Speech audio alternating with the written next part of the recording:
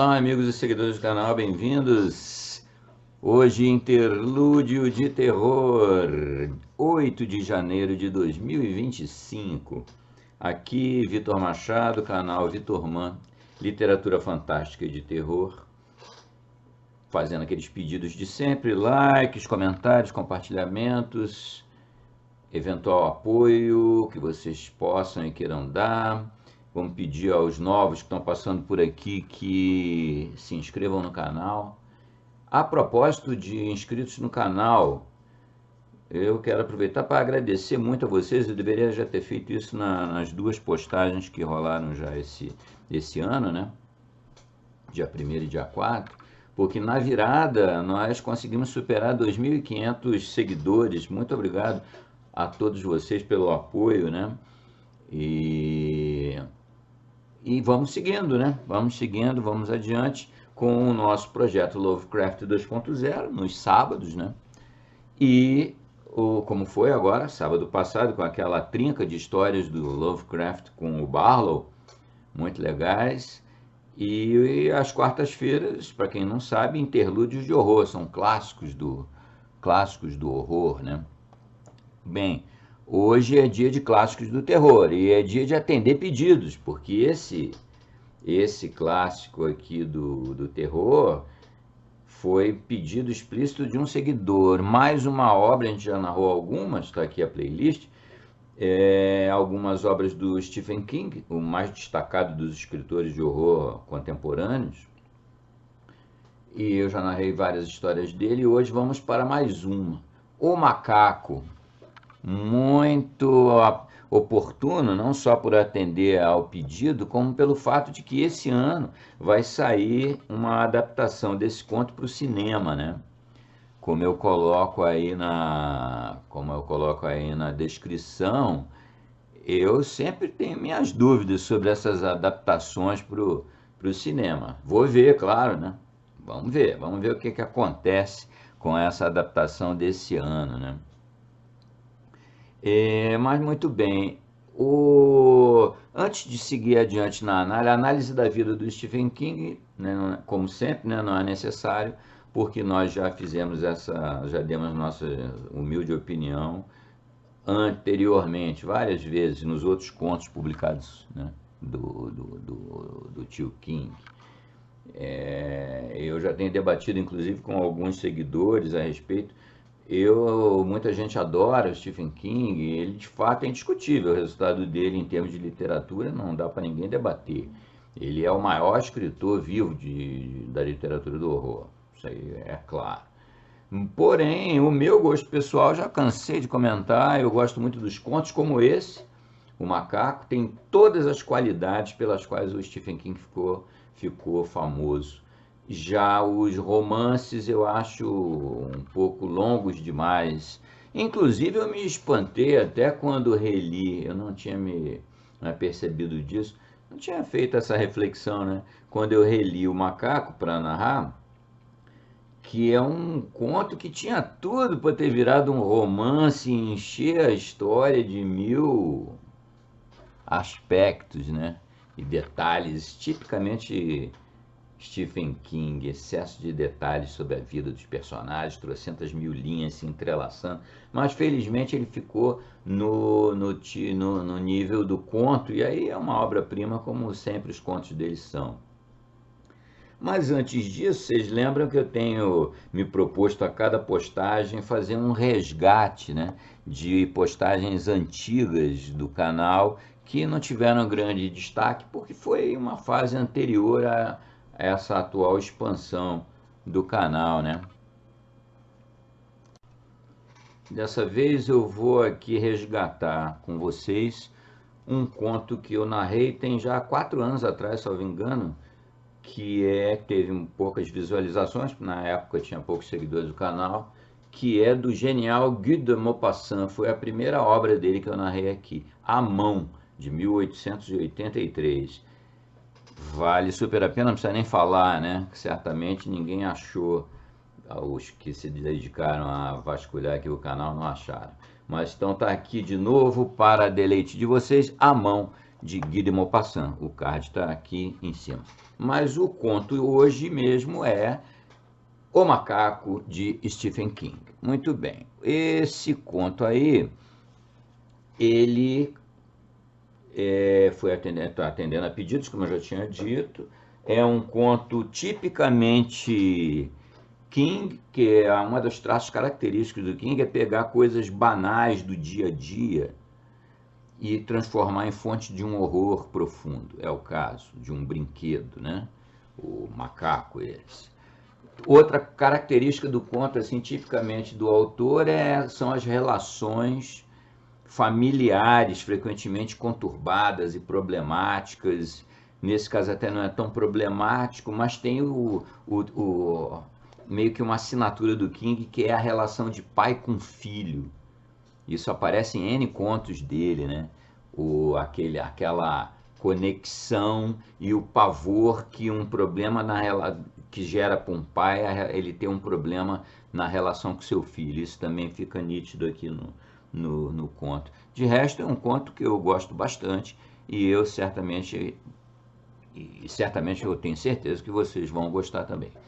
Ele foi publicado, ele já é de uns poucos, já a carreira do King já estava começando a querer decolar, e foi publicado primeiro numa antologia chamada Shadows 4, em 1981. Foi organizado pelo Charles Grant, né?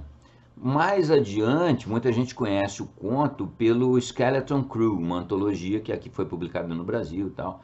Esse Skeleton Crew já foi uma coletânea, fez muito sucesso a coletânea, e foi criada em 1985, né? Já comentei antes da adaptação para o cinema. Vamos ver. Eu acho difícil de causar o impacto na carreira. Também a carreira do Stephen King não tem muito o que alavancar, né? Ela já é mais do que consolidada. Mas esse conto por que eu estou falando isso? Porque, como eu já comentei em introduções anteriores, o que fez a diferença na carreira dele, de resto na carreira de qualquer escritor moderno, é uma boa adaptação para o cinema, como aconteceu com ele, com Iluminado, com Carrie. Ele teve trocentas adaptações absurdas, né? Mas teve essas duas lá no início, e isso fez o Stephen King ser o monumento que é hoje, né? Vamos ver se Acho difícil, hein? Não tem diretor, nem tem uma escola de cinema atual similar à que tinha naqueles anos 70 e 80, como, por exemplo, no caso do Iluminado, o diretor lá, o Stanley Kubrick, né? Então é bem difícil disso acontecer. Mas vamos ver. Não podemos pré-julgar, né? Vamos assistir no cinema O Macaco e comparar com o livro e comparar humildemente aqui com a nossa narração, né? Esse é o que eu trouxe para vocês aqui em termos de interlúdio de terror. Um clássico indiscutível, um conto maravilhoso, para dar uma pincelada um pouquinho mais contemporânea no nosso acervo de contos aqui. Era isso que eu tinha para comentar com vocês. Vamos lá, já o like quem ainda não deu na introdução, dá agora logo, antes de começar, por favor. E todo o resto dos pedidinhos que eu fiz lá no início. Vamos lá então de O Macaco, 1980, publicado originalmente em Shadows 4 em 1981. Era isso aí que eu tinha para vocês. Não se esqueçam de dar uma conferida no Guy de Maupassant, um clássico dos clássicos, né? Sem dúvida. Está aqui no card à mão. Até mais, um abraço, saudações, divirtam-se com o macaco. O Macaco, Stephen King, 1980, publicado originalmente na antologia Shadows 4. Quando Hal Shelburne o viu, no instante em que seu filho Dennis o tirou de uma caixa de papelão que contivera a ração para cães Ralston Purina e havia sido empurrada para o canto mais distante, debaixo do beiral do sótão, ficou tomado por tal sensação de horror e medo que por um momento julgou-se prestes a gritar. Colocou um punho sobre a boca, como para reter o grito, e então apenas tossiu sobre o punho. Terry e Dennis nada haviam percebido, mas Petey olhou em torno, momentaneamente curioso. Que barato! Exclamou Dennis em tom respeitoso. O próprio Hall raramente agora recebia o mesmo tom da parte do filho. Dennis já estava com 12 anos. O que é isso? Perguntou Peter. Olhou novamente para o pai antes de voltar os olhos para a coisa que o irmão mais velho havia descoberto. O que é isso, papai? É um macaco, miolo mole, disse Dennis. Será que nunca viu um macaco antes? Não chame seu irmão de miolo mole, disse Terry automaticamente, começando a examinar uma caixa cheia de cortinas. As cortinas estavam escorregadias de bolor e ela as largou bruscamente. Posso ficar com ele, papai? Perguntou Petey. Petey tinha 9 anos. Ei, de que está falando? Exclamou Dennis. Eu o achei. Meninos, por favor, disse Terry. Estou ficando com dor de cabeça. Hall parecia não ouvi-los. O macaco cintilou para ele, das mãos de seu filho mais velho, exibindo-lhe o velho e familiar sorriso. O mesmo sorriso que assombrara seus pesadelos em criança, assombrando-os a tal ponto que tivera de... Lá fora levantou-se uma fria rajada de vento, e por um instante lábios sem carne alguma sopraram uma prolongada nota através da velha e enferrujada calha externa. Petey chegou mais para perto do pai, os olhos movendo-se inquietamente pelo rústico teto do sótão, através do qual salientavam-se cabeças de pregos. O que foi isso, papai? Perguntou quando o assobio morreu por um zumbido gutural. Apenas o vento, respondeu Hall, ainda olhando para o macaco. Seus símbolos, crescentes de latão em vez de círculos completos, a luminosidade mortiça da única lâmpada nua, permaneciam imóveis, talvez a 30 centímetros de distância, e ele acrescentou automaticamente. O vento pode assobiar, mas não consegue cantar. Percebeu então que repetia uma frase do tio Will e sentiu-se arrepiar. A nota repetiu-se. O vento procedendo do lago Crystal em prolongada e tonitruante investida para então tremular na calha. Meia dúzia de pequenas rajadas lançaram o frio ar de outubro no rosto de Hall. Céus! Aquele lugar era tão semelhante ao armário dos fundos na casa em Hartford que todos poderiam ter sido transportados 30 anos atrás no tempo. Não quero pensar nisso. Só que agora, naturalmente, era tudo em que ele podia pensar. No armário dos fundos, onde encontrei esse maldito macaco, naquela mesma caixa. Terry se distanciara, a examinar um caixote cheio de bugigangas, caminhando agachada, porque a inclinação do beiral era muito acentuada. Não gosto dele, disse Petey, e procurou a mão de Hall. Dennis que fique com ele, se quiser. Podemos ir embora, papai? Está com medo de fantasmas, seu galinha morta? Perguntou Dennis. Dennis, pare com isso! Exclamou Terry com ar ausente. Apanhou uma xícara de transparente porcelana com um motivo chinês. Que linda que... Hall viu que Dennis encontrara a chave de dar corda nas costas do macaco. O terror voou através dele, em asas soturnas. Não faça isso! A frase lhe saiu mais brusca do que pretendia, e já arrancara o macaco das mãos de Dennis antes de realmente ter consciência do que fazia. Dennis olhou em torno, espantado. Terry também havia olhado por sobre o ombro, enquanto Petey erguia o rosto para o pai. Durante um momento, ficaram todos em silêncio, e o vento tornou a assobiar, em tom muito grave desta vez, como um desagradável convite. Quero dizer, provavelmente a corda está quebrada, disse Hall. Ela costumava estar quebrada, exceto quando não queria estar. Bem, não precisava arrancá-la da minha mão, disse Dennis. Cale a boca, Dennis! Dennis pestanejou e por um instante pareceu quase nervoso. Há muito tempo que o pai não lhe falava naquele tom. Não, desde que perderam o emprego no National Aerodyne, na Califórnia, 2 anos antes, e se tinham mudado para o Texas. Dennis resolveu não insistir, por enquanto. Virou-se para a caixa de ração para cães e começou a esmiuçá-la novamente, mas o resto de seu conteúdo era pura quinquilharia. Brinquedos quebrados, sangrando molas e recheios. O vento agora ficara mais alto, ululando em vez de assobiar. O sótão começou a estalar maciamente, produzindo um ruído semelhante ao de pisadas. Vamos, papai, pediu Pete alto apenas para que o pai o ouvisse. Certo, disse Hall. Vamos embora, Terry. Ainda não acabei com isto. Eu disse para irmos. Foi a vez dela se voltar, para fitá-lo com espanto. Eles haviam tomado 2 quartos vizinhos em um motel, às 10 daquela noite. Os meninos dormiam em seu quarto e Terry dormia no outro. Ela tomara 2 Valiums no trajeto de volta de casa, em Casco, para evitar que os nervos a deixassem com enxaqueca. Ultimamente ela vinha tomando um bocado de Valium. Tudo começara mais ou menos na época em que a National Aerodyne havia despedido Hall. Nos 2 últimos anos ele vinha trabalhando para a Texas Instruments, o que significava $4.000 anuais a menos, mas era um emprego. Ele disse a Terry que estavam com sorte. Ela concordou. Havia muitos arquitetos, desenhistas de software, desempregados, explicara Hall. Ela concordou. A firma em Arnett era tão boa quanto a de Fresno, disse ele. Ela concordou, mas Hall pensou que a concordância de Terry a tudo era uma mentira. Além do mais, estava perdendo Dennis. Podia sentir que o menino se distanciava, alcançando uma prematura velocidade de fuga. Até logo, Dennis. Adeus, estranho. Foi bom estar no mesmo trem com você.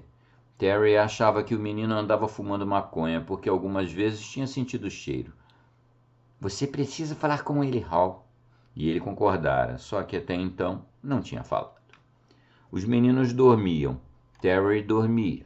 Hall foi para o banheiro, trancou a porta, sentou-se sobre a tampa fechada da privada e olhou para o macaco.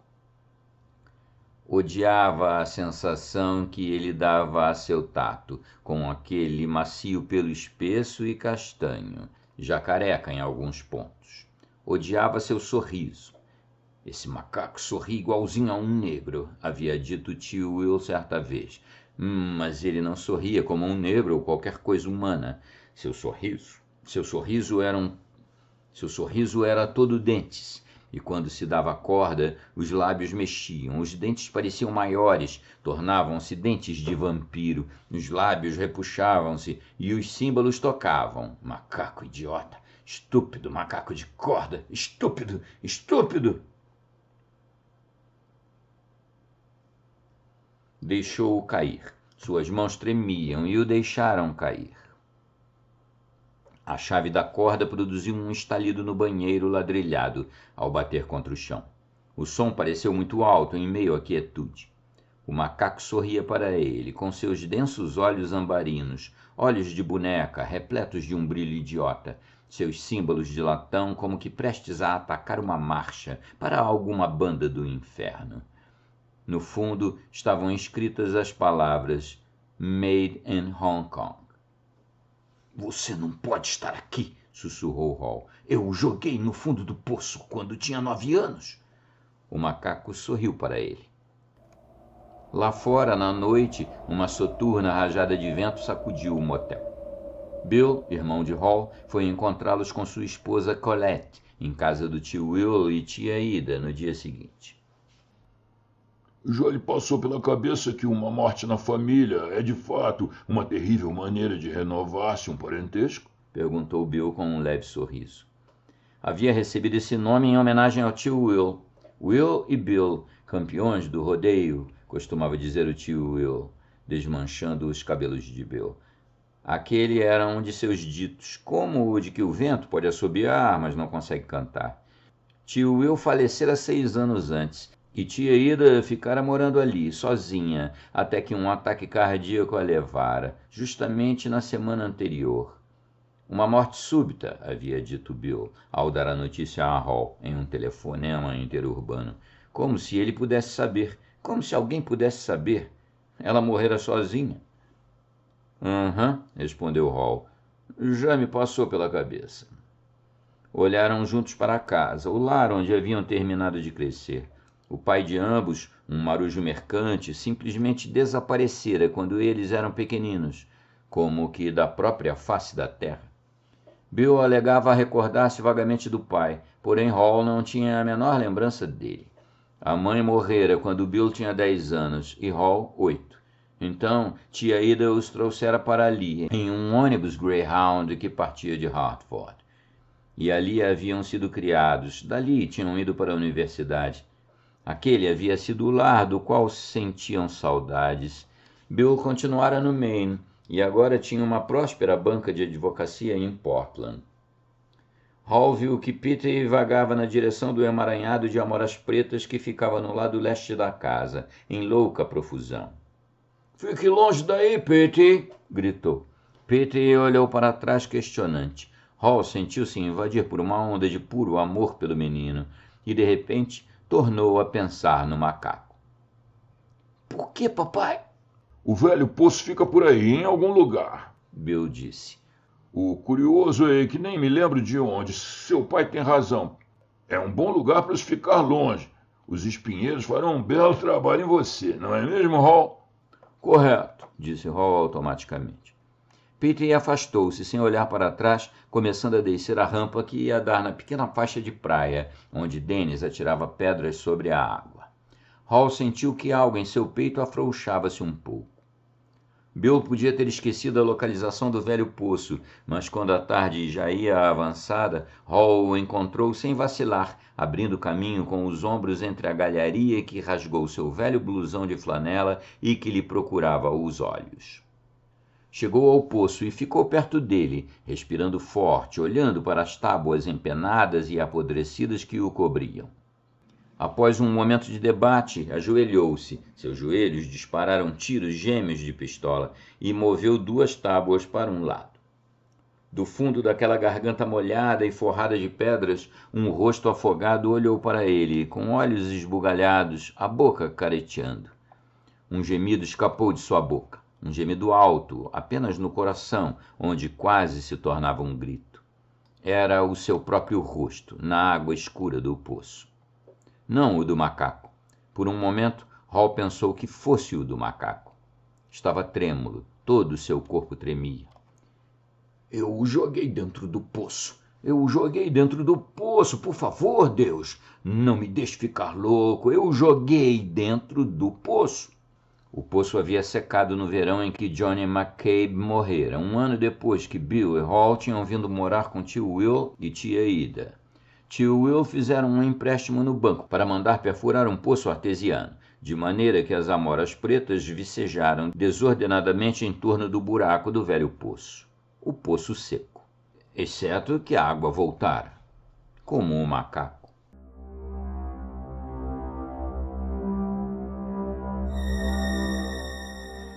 Desta vez a recordação não podia ser negada.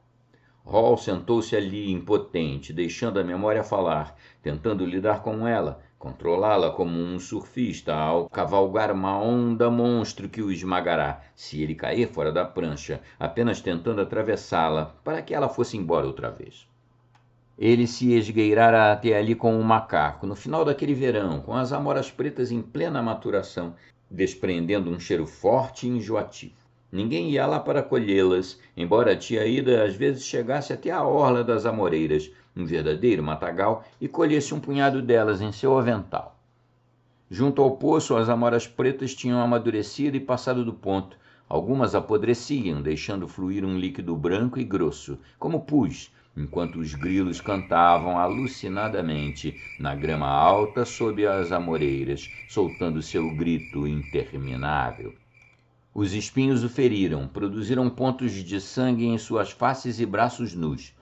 Ele não fez qualquer esforço para fugir às espetadelas.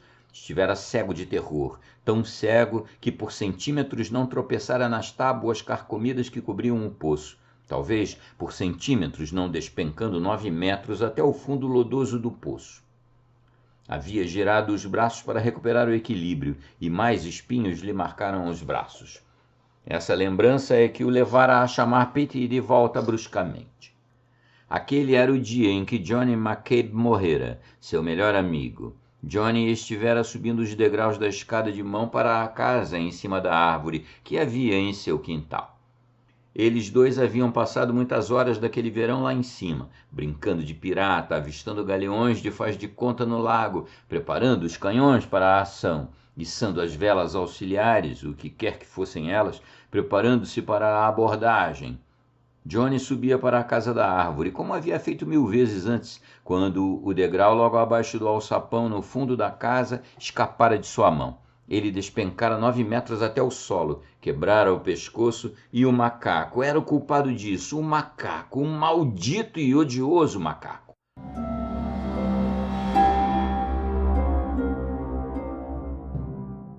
Quando o telefone tocou, quando a boca de tia Ida se entreabriu formando um ó de horror, enquanto sua amiga Millie, residente na estrada mais abaixo, lhe dava notícia, quando tia Ida disse: Venha até o alpendre, Hall. Tenho que lhe dar uma notícia ruim.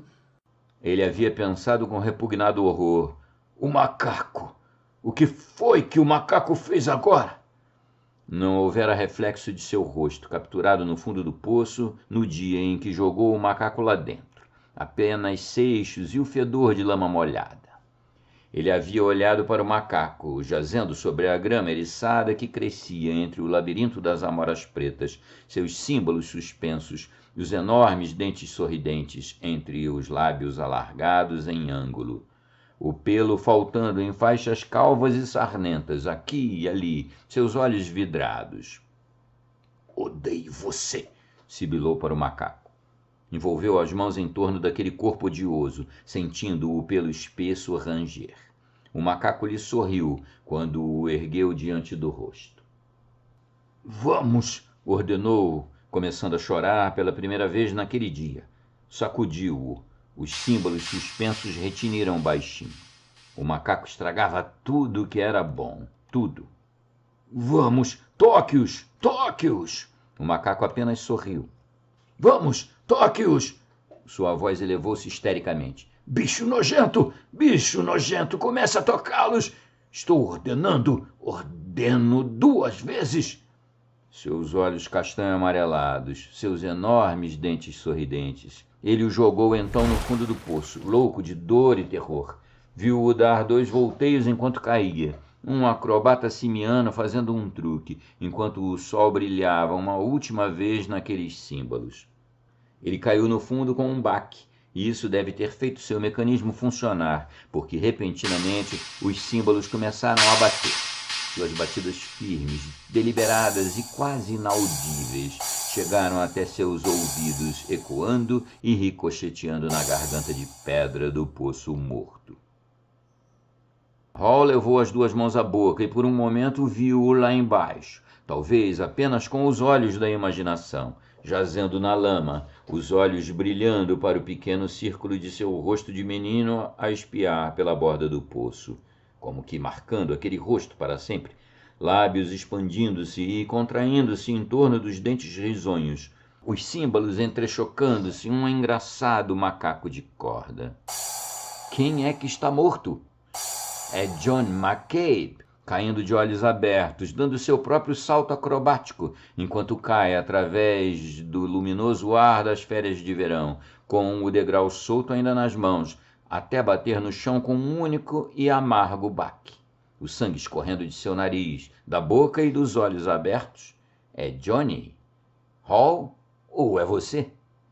Gemendo, Hall empurrou as tábuas sobre o buraco, com lascas de madeira penetrando em suas mãos, pouco se incomodando, só tomando consciência delas bem mais tarde. E ainda assim continuava a ouvir, mesmo através das tábuas, um som agora sufocado e talvez ainda pior por isso. Um macaco estava lá embaixo, no escuro forrado de pedras, batendo os seus símbolos e contorcendo o corpo repulsivo, o som subindo, como sons ouvidos em um sonho. Quem está morto desta vez? Lutando, ele abriu caminho através do matagal das amoras pretas. Os espinhos traçaram novas linhas de sangue, o qual fluía vivamente por seu rosto, enquanto as bardanas lhe aderiam às bainhas dos jeans. Caiu uma vez ao comprido, as orelhas ainda retinindo, como se o som o seguisse. Tio Will o encontrou mais tarde na garagem, soluçando e sentado em um pneu velho. O homem pensou que o menino chorava pelo amigo morto. Claro que ele chorava por Johnny, mas também chorava no paroxismo do terror. Hall atirara o macaco no fundo do poço durante a tarde.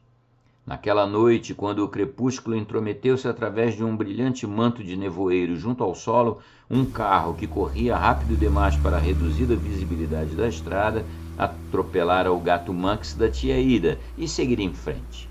Havia tripas espalhadas por toda a parte. Bill vomitara, mas Hall apenas tinha virado o rosto, um rosto pálido e tenso, ouvindo os soluços de tia Ida. A perda do gato, aliada à notícia sobre o garoto McCabe, desencadeara nela um acesso de choro quase histérico, praticamente se passando umas 2 horas antes que o tio Will conseguisse acalmá-la de todo, como que a quilômetros de distância. No fundo de seu coração boiava uma gélida e exultante alegria. Aquela não fora sua vez. Tinha sido o gato Monks da tia Ida, não ele, nem seu irmão Bill ou o tio Will, apenas 2 campeões de rodeio. E agora o macaco se fora. Estava no fundo do poço, e um velho gato Monks com mico-hinos nos ouvidos não era um preço muito alto a pagar. Se o macaco quisesse tocar seus símbolos infernais agora, que tocasse. Podia tocá-los e chacoalhá-los para os besouros e insetos rastejantes, as coisas escuras que moravam na goela soturna do poço. Ele apodreceria lá embaixo. Suas engrenagens, rodas e molas odientas enferrujariam lá no fundo. O macaco morreria lá, na lama, na escuridão. As aranhas lhe teceriam uma mortalha. Contudo, ele voltara.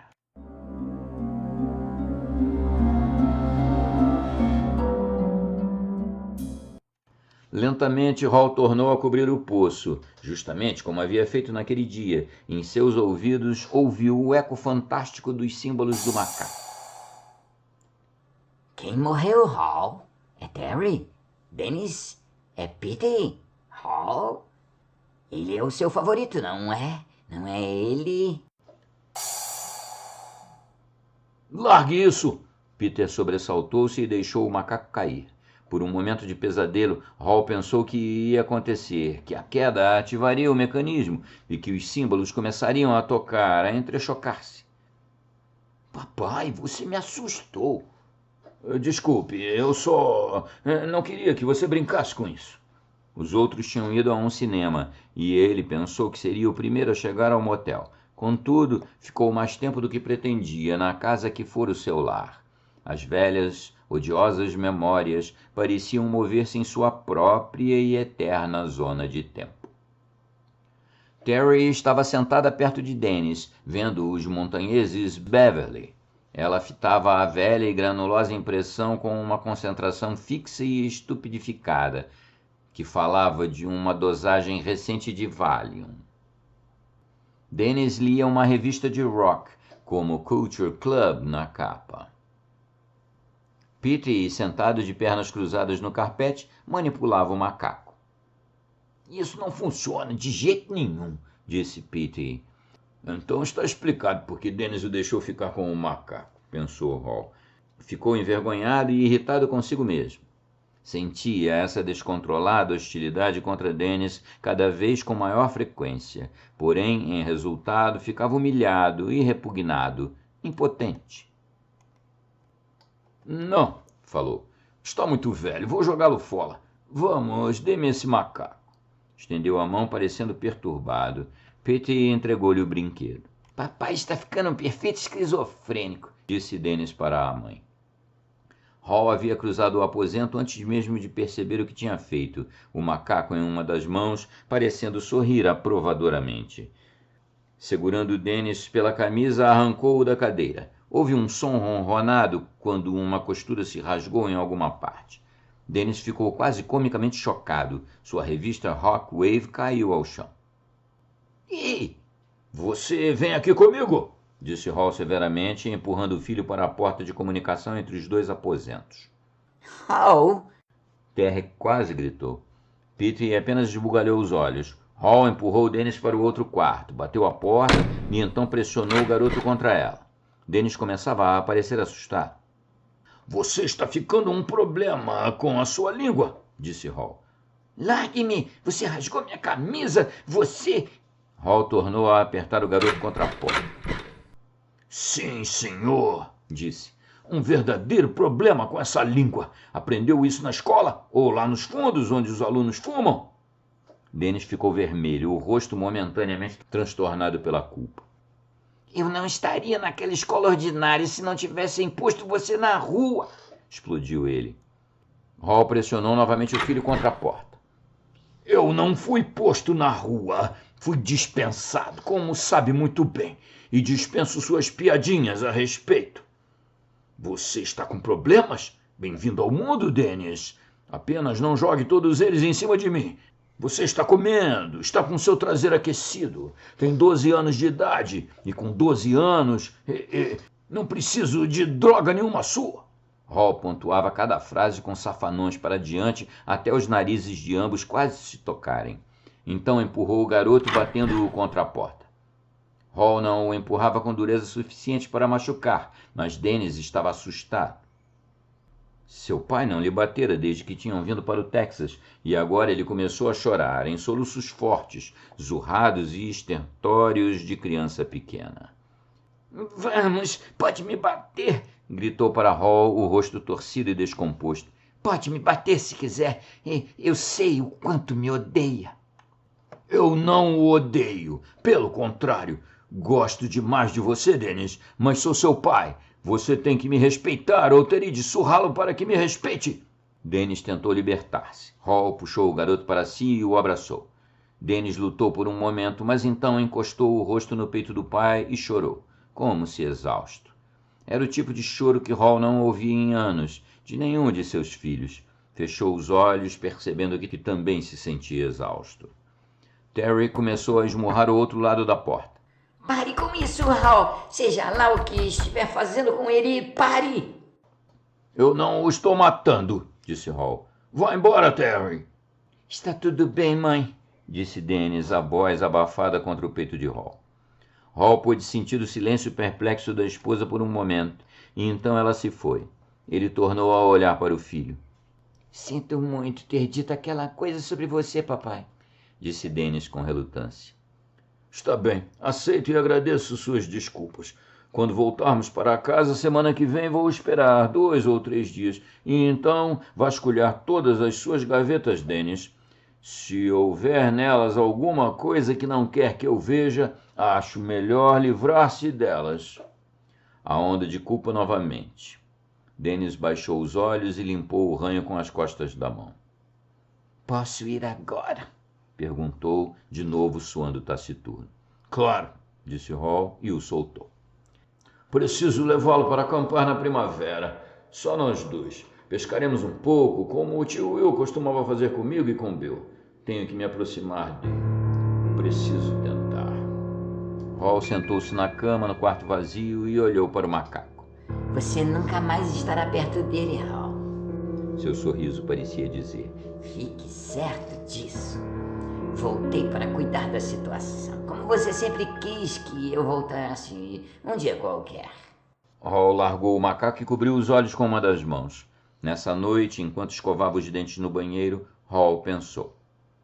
Era a mesma caixa. Como é que ele podia estar na mesma caixa? A escova desviou-se para cima, machucando-lhe a gengiva. Ele pestanejou. Ele tinha 4 anos e Bill 6, a primeira vez que viu o macaco. O desaparecido pai de ambos havia comprado uma casa em Hartford, e ela fora deles, livre e clara, totalmente paga, antes que ele morresse ou caísse em um buraco no meio do mundo, ou onde quer que fosse. A mãe dos dois trabalhara como secretária na Holmes Aircraft, a fábrica de helicópteros nas cercanias de Westville. Uma série de babysitters cuidava dos meninos, embora fosse principalmente com o Hall que elas se preocupavam durante o dia. Bill estava no 1º grau, entrada na escola. Nenhuma das babysitters ficava lá muito tempo. Quando não apareciam grávidas e casavam com os namorados, iam trabalhar na Holmes ou então a senhora Shelburne descobria que elas davam em cima de sua garrafa de sherry ou de brandy, guardadas no aparador para ocasiões especiais. Em sua maioria eram jovens ignorantes, que pareciam apenas querer comer ou dormir. Nenhuma delas se preocupava em ler para Hall, como sua mãe lia. Naquele longo inverno, a babysitter era uma moça negra, corpulenta e maneirosa, chamada Beulah. Paparicava Hall enquanto a mãe dele estava nos arredores, beliscando-o às vezes quando ela não estava. Ainda assim, Hall sentira certa afeição por Beulah, que de vez em quando lia para ele uma história horripilante de suas revistas de confissões ou de contos verídicos de detetives. A morte chegou para a loira voluptuosa, entoava Beulah ominosamente no sonolento silêncio da sala de estar durante o dia, enquanto jogava na boca outra taça de manteiga de amendoim Reese e Hall estudava solenemente as fotos granulosas do tabloide, bebendo leite em sua xícara dos desejos. A afeição tornava pior o que acontecera. Ele encontrou o macaco em um nublado e frio dia de março. A neve caía esporadicamente no outro lado das janelas e Beulah adormecera no sofá, com um exemplar de Minha História aberto sobre seu busto admirável. Hall se esgueirara até o armário nos fundos da casa, a fim de espiar as coisas de seu pai. Aquele armário era um espaço de guardados que ocupava o comprimento do segundo andar, no lado esquerdo, um espaço extra que nunca fora acabado. Entrava-se nele por uma portinhola, realmente uma portinha minúscula, que ficava no quarto dos meninos, no lado de Bill. Ambos gostavam de ir lá, embora fosse gélido no inverno e no verão quente o bastante para extrair dos poros um balde de suor. Comprido e estreito, de certa forma aconchegante, o armário dos fundos era cheio de fascinantes quinquilharias. Pouco importando para quantas coisas se olhasse, tinha-se a impressão de que nunca se olhara para tudo. Ele e Bill haviam passado tardes inteiras de sábado ali, mal se falando, tirando coisas de caixas, examinando-as, revirando-as nas mãos para poderem absorver sua realidade única, depois as deixando de lado. Agora, Hall se perguntava se ele e Bill não estariam tentando, da melhor maneira que podiam, de algum modo estabelecer contato com o pai desaparecido. Ele havia sido marinheiro mercante, com certificado de navegador. Aquele armário guardava pilhas de cartas marítimas, algumas marcadas com círculos perfeitos, e a covinha da ponta aguçada do compasso no centro de cada um. Havia 20 volumes de algo intitulado Guia de Barron para a Navegação. Um par de binóculos tortos que faziam os olhos ficarem quentes e esquisitos quando se olhava por eles durante muito tempo. Havia coisas turísticas de uma dúzia de portos, bonecas hula-hula de borracha, um chapéu coco com uma faixa rasgada que dizia "You'll pick a gal and you will pick a dilly". Um globo de vidro com uma diminuta torre Eiffel no interior. Havia envelopes com selos estrangeiros, cheios de selos cuidadosamente guardados, também contendo moedas estrangeiras. Havia amostras de rochas da ilha havaiana de Maui, de um tom negro e aparência vidrenta, pesadas e, de certa forma, amedrontadoras, e discos engraçados em língua estrangeira. Naquele dia, com a neve caindo hipnoticamente do teto, logo acima de sua cabeça, Hall abriu caminho até a extremidade mais distante do armário na parede dos fundos, moveu uma caixa para um lado e viu uma outra atrás dela, uma caixa de Ralston Purina. Espiando sobre o topo, havia 2 olhos vidrados cor de avelã. Assustaram-no, e ele recuou um instante, o coração em disparada, como se houvesse descoberto um mortífero pigmeu. Então viu seu silêncio, o vítreo daqueles olhos, e percebeu que era alguma espécie de brinquedo. Moveu-se novamente para diante e o tirou da caixa com cuidado. O brinquedo sorriu seu sorriso imemorial à claridade amarelada, um sorriso cheio de dentes, seus símbolos distanciados. Deliciado, Hall vidrou de um lado para o outro, sentindo as asperezas de seu pelo enroscado. Aquele riso engraçado o alegrou. Contudo, não haveria algo mais? Um sentimento quase instintivo de repugnância, chegando e sumindo quase antes de percebê-lo? Talvez fosse isso, mas com uma recordação antiga, tão antiga como aquela, tinha-se que tomar cuidado, não acreditar muito na memória. Velhas lembranças podem mentir. Só que não tinha ele visto a mesma expressão no rosto de Petey, lá no sótão do antigo lar? Hall descobrira a chave no fim das costas do brinquedo e a girara. Ela girara com demasiada facilidade. Não houvera os estalidos da corda se enrolando. Quebrada, portanto. Quebrada, mas ainda girando. Ele o levara consigo para fora do armário. Queria brincar com o macaco. O que tem aí, Hall? Perguntou Beula, despertando de sua soneca. É nada, respondeu Hall. Eu o achei. Colocou-o na prateleira no seu lado do quarto. O brinquedo ficou em cima de seus livros da Lessie para colorir, sorrindo, fitando o espaço, símbolos imóveis. Estava quebrado, mas ria assim mesmo. Naquela noite, Hall acordou de um sonho inquieto, com a bexiga cheia, e levantou-se para ir ao banheiro no corredor. No outro lado do quarto, Bill era um monte enovelado de cobertas que respiravam. Hall voltou, quase dormindo outra vez, e o macaco começou repentinamente a tocar os símbolos na escuridão. Despertou de todo, como se lhe houvessem batido no rosto com uma toalha fria e molhada. Seu coração deu um trêmulo salto de surpresa, enquanto um guincho diminuto, como o de um camundongo, escapava-lhe da garganta. Virou-se para o macaco, de olhos arregalados, lábios tremendo. O brinquedo girava e saltava na prateleira. Seus lábios se estiravam e fechavam, hediondamente jubilosos, revelando dentes enormes e carnívoros. Pare! Sussurrou Hall. Seu irmão se virou e proferiu um único e sonoro resfolegar. Tudo o mais estava silencioso, exceto pelo macaco. Seus símbolos batiam e entrechocavam-se. Certamente acordariam seu irmão, sua mãe, o mundo inteiro. Acordariam os mortos. Hall caminhou para ele, desejando pará-lo de algum modo, talvez colocando a mão entre seus símbolos até a corda terminar, mas então o macaco parou sozinho. Os símbolos se juntaram uma última vez, e então se afastaram lentamente para sua posição original. O latão cintilou nas sombras. Os dentes amarelos sujos do macaco sorriram. A casa tornou a ficar em silêncio.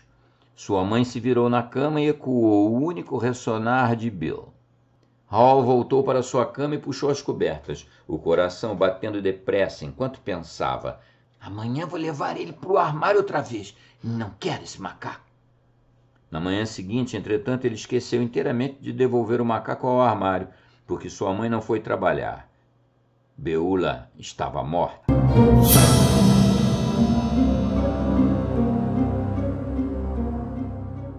A mãe não lhe contou exatamente o que ocorrera. Foi um acidente, apenas um terrível acidente. Foi tudo quanto disse. Naquela tarde, contudo, Bill comprou um jornal ao voltar para a casa da escola e contrabandeou a página 4 para seu quarto, debaixo da camisa. Bill leu vacilantemente a notícia para Hall, enquanto a mãe deles preparava o jantar na cozinha. Mas Hall conseguiu ler o título sozinho. 2 mortes no tiroteio do apartamento. Beula McCaffrey, de 19 anos, e Sally Tremont, de 20, haviam sido mortas a tiros pelo namorado da senhorita McCaffrey, Leonard White, de 25 anos. Em seguida, há uma discussão sobre quem sairia para ir apanhar um pedido de comida chinesa.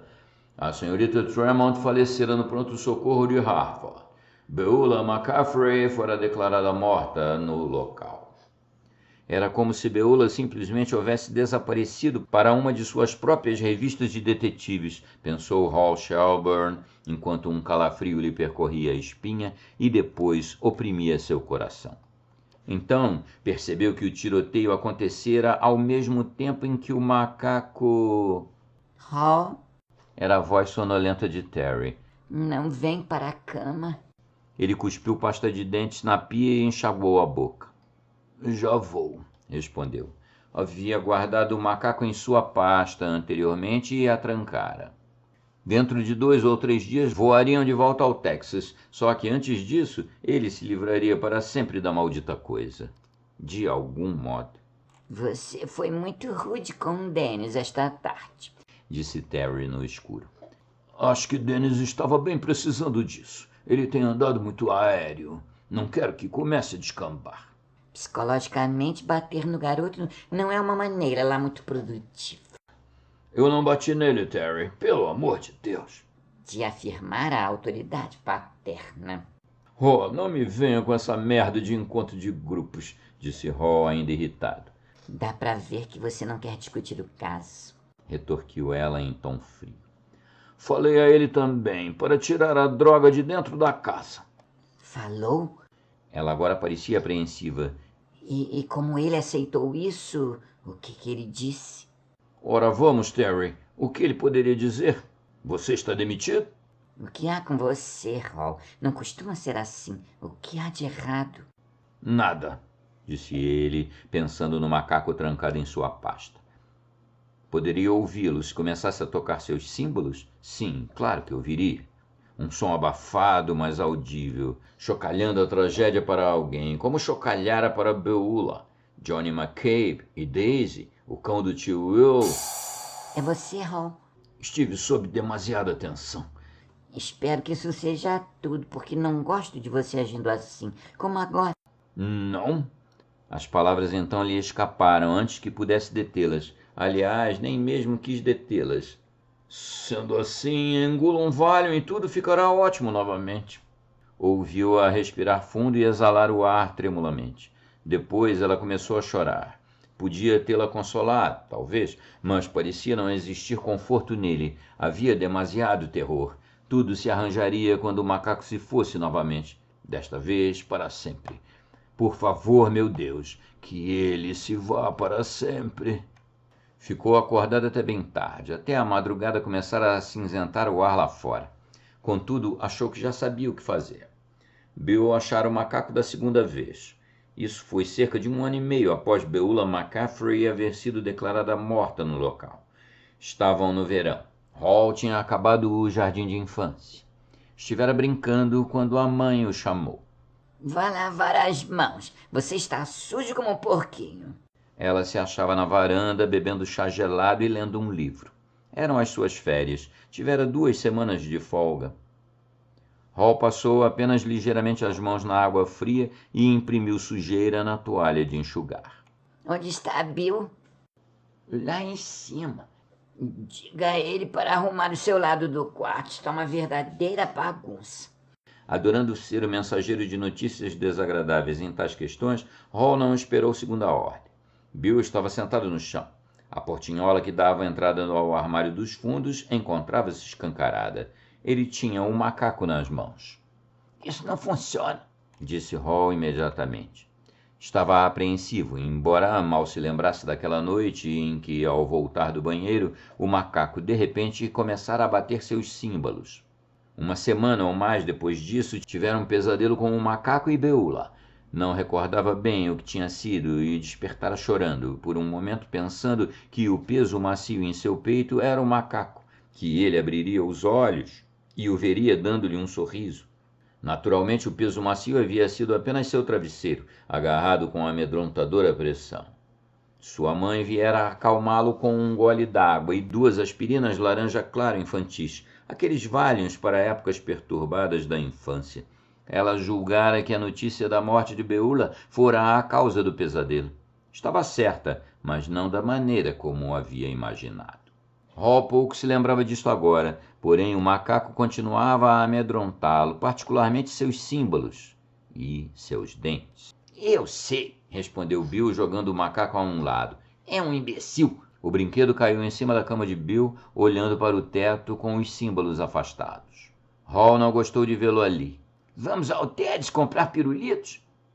Já gastei minha mesada, disse Hall. Além disso, mamãe mandou dizer para você arrumar seu lado do quarto. Faço a arrumação mais tarde, replicou Bill. E posso emprestar um níquel para você, se você quiser. Bill costumava enganá-lo algumas vezes e ocasionalmente dava-lhe rasteiras ou pancadas, sem nenhum motivo particular, mas em geral portava-se muito bem com ele. Claro, respondeu Hall agradecido. Só que primeiro vou botar esse macaco quebrado no armário, tá bem? Nada disso, falou Bill levantando-se. Vamos logo.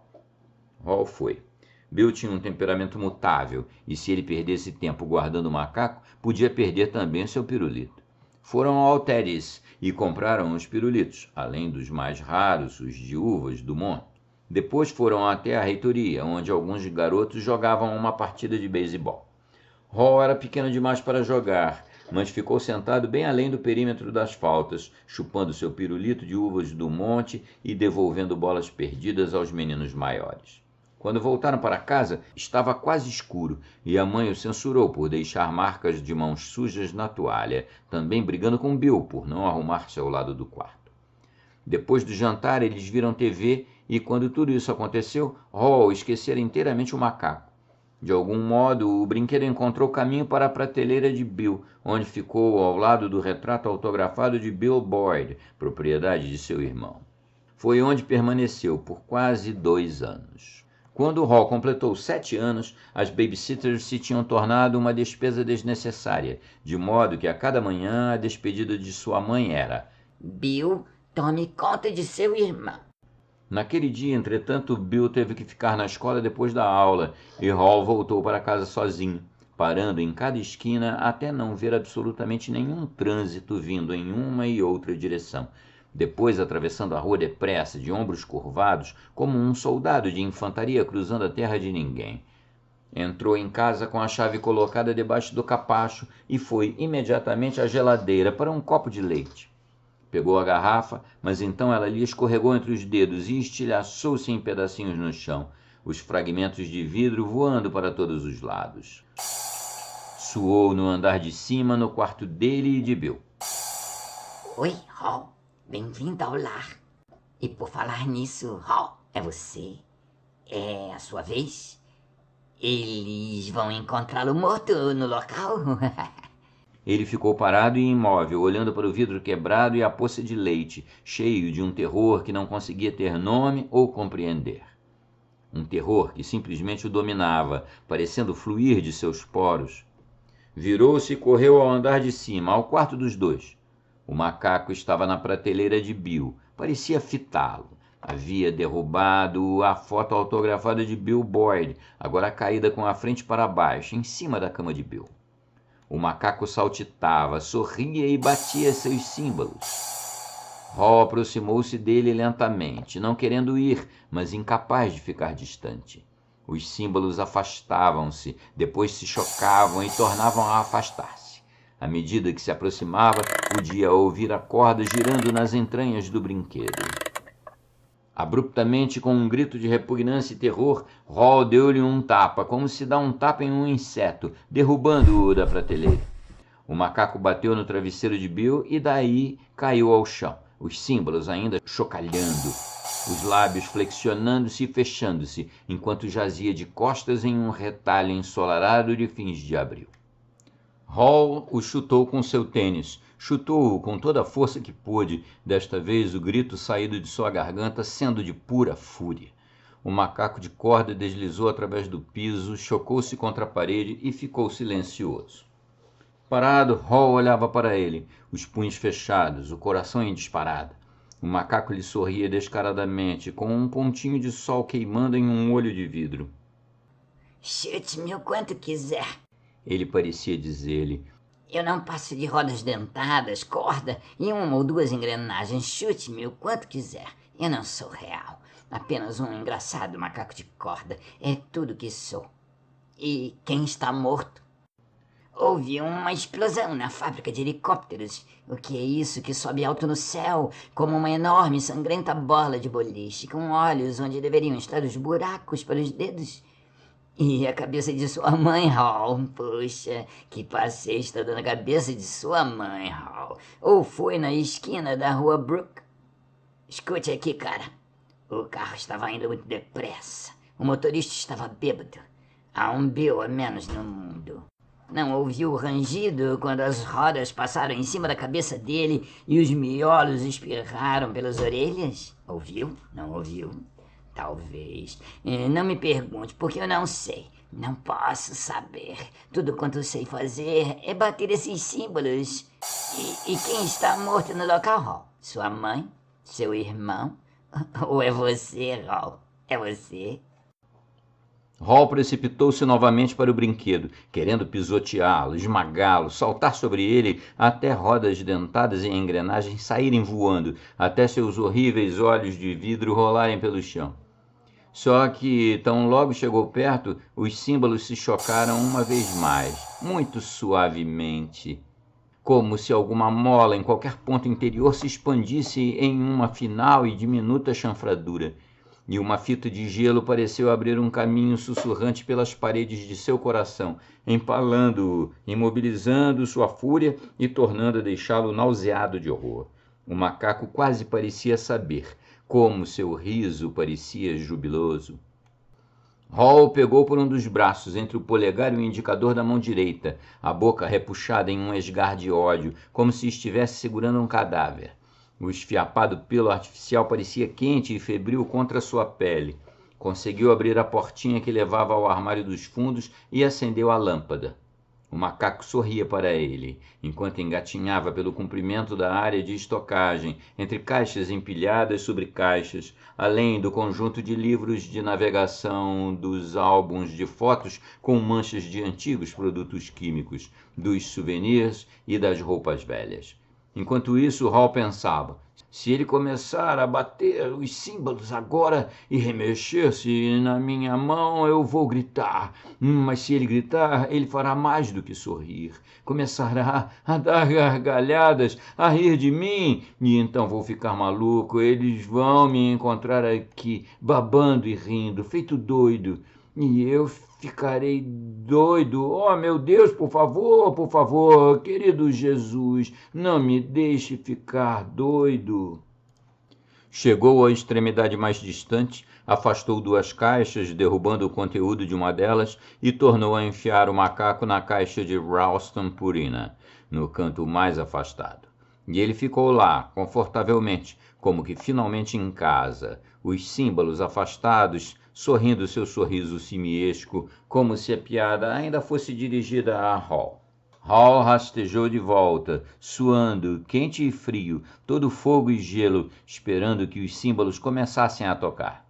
E quando começassem, o macaco saltaria da caixa, viria correndo para ele, em passinhos curtos, como os de um besouro, a corda girando, os símbolos entrechocando-se loucamente E nada disso aconteceu. Ele apagou a lâmpada, bateu a portinhola e ficou recostado contra ela, ofegante. Por fim, começou a sentir-se um pouco melhor. Desceu para o térreo com pernas bambas, pegou uma sacola vazia e começou a recolher os pedaços e fragmentos de vidro da garrafa de leite quebrada, perguntando-se se ia cortar-se e sangrar até morrer, se era isso que os símbolos chocalhantes queriam dizer. Nada aconteceu também. Pegou uma toalha, enxugou o leite derramado e então se sentou, esperando para ver se a mãe ou o irmão chegavam em casa. Ela chegou primeiro perguntando: "Aonde está Bill?" Em voz baixa, descolorida, agora certo de que Bill devia estar morto em algum local, Hal foi explicando sobre a reunião na escola e sabendo que, mesmo para uma reunião muito prolongada, Bill já deveria ter chegado uma meia hora antes. A mãe o fitou com curiosidade, começou a perguntar o que havia de errado, mas então a porta se abriu e Bill entrou. Só que não era o Bill de sempre, de maneira alguma. Aquele era um Bill fantasma, pálido e silencioso. "O que houve de errado?" exclamou a senhora Shelburne. "Bill, o que aconteceu?" Bill começou a chorar e então souberam da história através de suas lágrimas. Tinha sido um carro, disse. Ele e seu amigo Charles Silverman vinham juntos para casa, depois da reunião, e o carro dobrara a esquina da rua Brook, em alta velocidade. Charlie estacara, Bill lhe puxara a mão uma vez, mas ela lhe escapara e o carro... Bill começou a chorar ruidosamente em soluços histéricos. Sua mãe o abraçou, acalentando-o, e Hall olhou para a varanda. Viu 2 policiais parados lá. O carro patrulha em que haviam trazido Bill para casa ficara estacionado junto ao meio-fio. Então foi ele que começou a chorar, mas suas lágrimas eram de alívio. Agora foi a vez de Bill ter pesadelos, sonhos nos quais Charlie Silverman morria e tornava a morrer, derrubado em suas botas de vaqueiro Red Ryder, depois jogado sobre o capô do enferrujado Hudson Hornet que o bêbado dirigia. A cabeça de Charles Silverman e o para-brisas de Hudson haviam colidido com força explosiva. Ambos se tinham estilhaçado. O motorista bêbado, dono de uma loja de doces em Milford, sofrera um ataque cardíaco logo após ser detido. Talvez fosse a visão dos miolos de Charles Silverman secando em suas calças. E seu advogado tivera absoluto êxito durante o julgamento, com o tema de "Este homem já foi punido o suficiente". O bêbado foi condenado a 60 dias, pena suspensa, e perdera o privilégio de operar um veículo a motor no estado de Connecticut por 5 anos. Tempo em que duraram os pesadelos de Bill Shelburne. O macaco estava novamente recolhido ao armário dos fundos. Bill nunca percebeu que ele sumira de sua prateleira, ou, se percebeu, jamais falou nisso. Hal sentiu-se seguro por algum tempo. Começou até a esquecer novamente o macaco ou a acreditar que fora apenas um sonho ruim. No entanto, quando voltou da escola para casa, na tarde em que sua mãe morreu, ele estava de volta à sua prateleira, os símbolos afastados, sorrindo para Hal. Aproximou-se do macaco lentamente, como que se projetando para fora de si mesmo, como se ele próprio se houvesse tornado um brinquedo de corda, a visão do macaco. Viu sua mão estender-se e apanhá-lo. Sentiu o pelo rijo ranger sob sua mão, porém a sensação era abafada, apenas uma pressão, como se alguém lhe tivesse injetado uma dose pura de novocaína. Podia ouvir-se respirar, uma respiração rápida e seca, semelhante ao chacoalhar da corda através da palha do recheio. Virou o macaco e agarrou a chave da corda. Anos mais tarde, pensaria que aquele fascínio de drogado era como o de um homem, ao colocar uns 6 tiros com apenas uma câmara carregada contra o olho trêmulo e fechado, para em seguida puxar o gatilho. Não faça isso, deixe-o em paz, jogue-o fora, não toque nele. Girou a chave e no silêncio ouviu uma diminuta e perfeita série de cliques, quando a corda se enrolava. Depois soltou a chave, o macaco começou a bater os símbolos e Hal sentiu o corpo do brinquedo contorcendo-se, encurvar-se e saltar, encurvar e saltar, como se estivesse vivo. Ele estava vivo, retorcendo-se em sua mão como um odiento pigmeu, e a vibração que sentia através daquele pelo castanho e gasto não era o de engrenagens girando, mas a batida do coração do macaco. Com um grunhido, Hal deixou-o cair ao chão e fugiu, as unhas encravando-se na carne abaixo dos olhos, as palmas apertando a boca. Tropeçou em algo e quase perdeu o equilíbrio. Se caísse, seria precisamente no chão em cima do macaco, seus esbugalhados olhos azuis fitando os outros, aqueles olhos castanhos, cor de avelã. Correu aos tropeções para a porta, cruzou-a, bateu-a e recostou-se contra ela. De repente, saiu em disparada para o banheiro e vomitou. Foi a Sra. Stuckey, da fábrica de helicópteros, que trouxe a notícia. Foi também ela que os acompanhou naquelas 2 primeiras noites intermináveis, até que a tia Ida viesse do Maine para levá-los. Sua mãe havia falecido de uma embolia cerebral no meio da tarde. Estava em pé, junto ao bebedouro, com um copo de água na mão e se tinha encolhido como que baleada, ainda segurando o copo de papel. Com a outra mão, aferrara-se ao bebedouro e havia derrubado consigo a grande garrafa de água Poland. A garrafa se estilhaçara, mas o médico da fábrica, que acudira em seguida, declarou mais tarde acreditar que a Sra. Shelburne já estivesse morta antes que a água lhe caísse sobre o vestido e roupas de baixo, molhando-lhe a pele. Nada disso foi dito aos meninos, mas Hal sabia de algum modo. Sonhou com isso incessantemente nas longas noites seguintes à morte da mãe. Está com problemas para dormir, irmãozinho? Bill lhe perguntara. Hal supôs que o irmão considerasse relacionados à morte súbita da mãe de ambos os seus pesadelos e a maneira como se debatia na cama. E estava certo, mas apenas parcialmente certo. Havia a culpa, o seguro, fatal conhecimento de que matara a mãe ao dar corda no macaco naquela tarde ensolarada depois da escola. Quando Hal finalmente adormeceu, seu sono devia ter sido profundo. Ao acordar, era quase meio-dia. Peter estava sentado de pernas cruzadas em uma cadeira, no outro lado do quarto, chupando uma laranja metodicamente, gomo por gomo, enquanto via um jogo na televisão. Hal girou as pernas para fora da cama, com a sensação de que havia sido esmurrado enquanto dormia, e depois esmurrado para acordar. Sua cabeça latejava. Onde está sua mãe, Petey? Petey olhou em torno.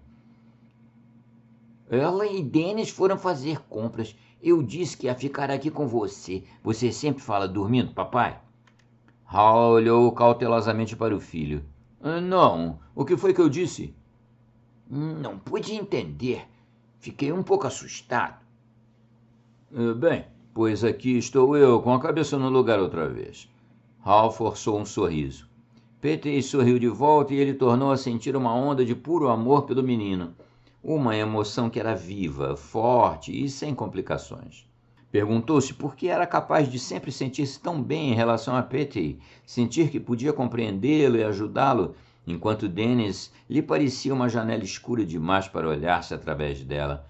Um mistério em suas maneiras e hábitos, o tipo de menino que não conseguia entender, porque nunca havia sido como ele. Era muito fácil dizer que a mudança da Califórnia modificara Dennis, ou que... Seus pensamentos congelaram-se. O macaco. O macaco estava no peitoril da janela, com os símbolos afastados. Hal sentiu o coração estacar dentro do peito para subitamente começar a galopar. Sua visão oscilou e a cabeça latejante passou a doer ferozmente. O macaco escapara de sua pasta e agora se postava no peitoril da janela, sorrindo para ele. Pensou que se livraria de mim, não foi? Ora, você já pensou isso antes, não pensou? Sim, pensou, nauseadamente. Sim, eu pensei. Foi você que tirou aquele macaco de minha pasta, Pete? Perguntou, já sabendo a resposta. Hal havia trancado a pasta e colocado a chave no bolso do sobretudo. Petey olhou para o macaco e algo. Hal pensou que fosse inquietação, passou por seu rosto. Não, respondeu o menino. Ela o botou ali. Mamãe fez isso? Fez. Ela tirou o macaco de você. E riu. Tirou-o de mim? De que está falando? Você foi para a cama com ele. Eu estava escovando os dentes, mas Dennis viu. Ele também riu. Disse que você parecia um bebê com um ursinho. Hal olhou para o macaco. Tinha a boca demasiado ressequida para poder engolir. Levar o macaco para a cama? Tivera aquele pelo nojento contra seu rosto, talvez contra sua boca, aqueles olhos brilhantes fitando seu rosto adormecido, aqueles dentes sorridentes encostados a seu pescoço. Em seu pescoço? Santo Deus! Virou-se abruptamente e foi até o armário. Sua pasta continuava lá, ainda trancada, e a chave ainda estava no bolso de seu sobretudo. Às suas costas, houve o clique da televisão sendo desligada. Hal saiu lentamente do closet. Petey o fitava ponderadamente. Eu não gosto desse macaco, papai. Nem eu, respondeu Hal. Petey olhou fixamente para ele, querendo ver se brincava, mas o pai falava sério. Aproximou-se e o abraçou com força. Hal podia senti-lo tremendo. Petey então falou em seu ouvido, muito depressa, como que receando não ter coragem para repeti-lo, ou que o macaco pudesse ouvir. É como se ele olhasse para a gente, como se me olhasse em qualquer lugar do quarto que esteja. E se vou para o outro quarto, parece que ele olha para mim através da parede. Eu continuo a sentir que ele me olha, como se me quisesse para alguma coisa. Petey estremeceu. Hal apertou mais fortemente contra si. Como se quisesse que a gente lhe desse corda, disse Hal. Petey assentiu violentamente. Ele não está com a corda quebrada para sempre, não é, papai? Só algumas vezes, disse Hal, fitando o macaco por sobre o ombro do filho. Em outras, ele ainda funciona. Eu fiquei querendo ir lá e dar corda nele. Estava tudo muito quieto e então pensei, não posso, vou acordar o papai, mas ainda estava querendo e fui até lá e toquei ele E não gostei de tocar, mas gostei também. E era como se ele dissesse: me dê corda, Pete, vamos brincar. Seu pai não vai acordar, ele nunca mais vai acordar. Me dê corda, me dê corda.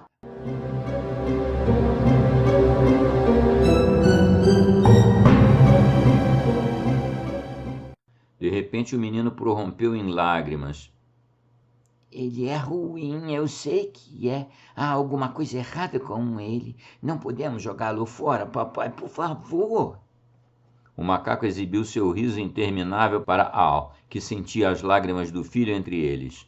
O sol da manhã avançada cintilou nos símbolos de latão do macaco. A luz se refletia para o alto e desenhava manchas ensolaradas no teto simples do motel, caiado de branco. A que horas sua mãe achava que estaria de volta com Dennis, Pete? Lá pela 1 hora.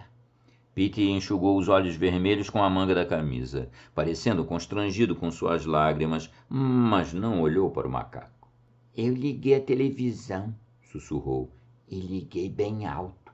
Fez bem, Pete. Como é que aconteceria? Perguntou-se Hal. Ataque cardíaco? Uma embolia, como minha mãe? Como? Aliás, não importa muito, não é mesmo? E emendando outro pensamento mais frio. Livre-se dele, como Pete disse. Jogue-o fora. Só que como livrar-me dele para sempre? O macaco lhe sorriu zombeteiramente, os símbolos 30 centímetros separados entre si. Teria voltado à vida de repente, na noite em que a tia Ida morreu? Perguntou-se Al subitamente. Seria aquele o último som ouvido por ela? O jam sufocado do macaco, batendo seus símbolos no sótão escuro, enquanto o vento assoviava ao longo da calha? Talvez não seja tanta loucura, disse Hal ao filho lentamente. Vá pegar sua sacola de voo, Pete. Pete olhou para ele com ar incerto. O que vamos fazer? Talvez eu possa livrar-me dele. Talvez permanentemente. Talvez apenas por algum tempo. Um longo ou curto período. Talvez ele fique voltando e voltando, irremediavelmente, mas talvez nós possamos ficar livres deles por muito tempo. Desta vez, ele levou 20 anos para voltar. Levou 20 anos para sair do poço.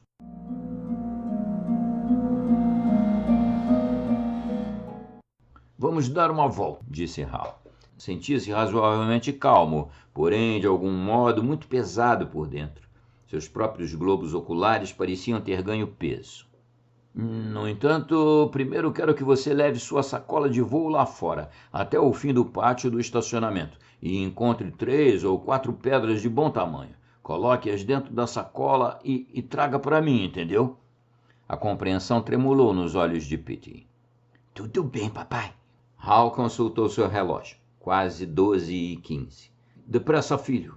Quero já ter saído antes que sua mãe volte. Aonde a gente vai? À casa do tio Will e da tia Ida, disse Hal. Aquela onde morei. Hal foi ao banheiro, olhou atrás do vaso sanitário e apanhou a vassourinha para limpá-lo, guardada ali. Levou-a até a janela e ficou parado com a vassourinha na mão, como se fosse uma varinha de condão com um cabo curto.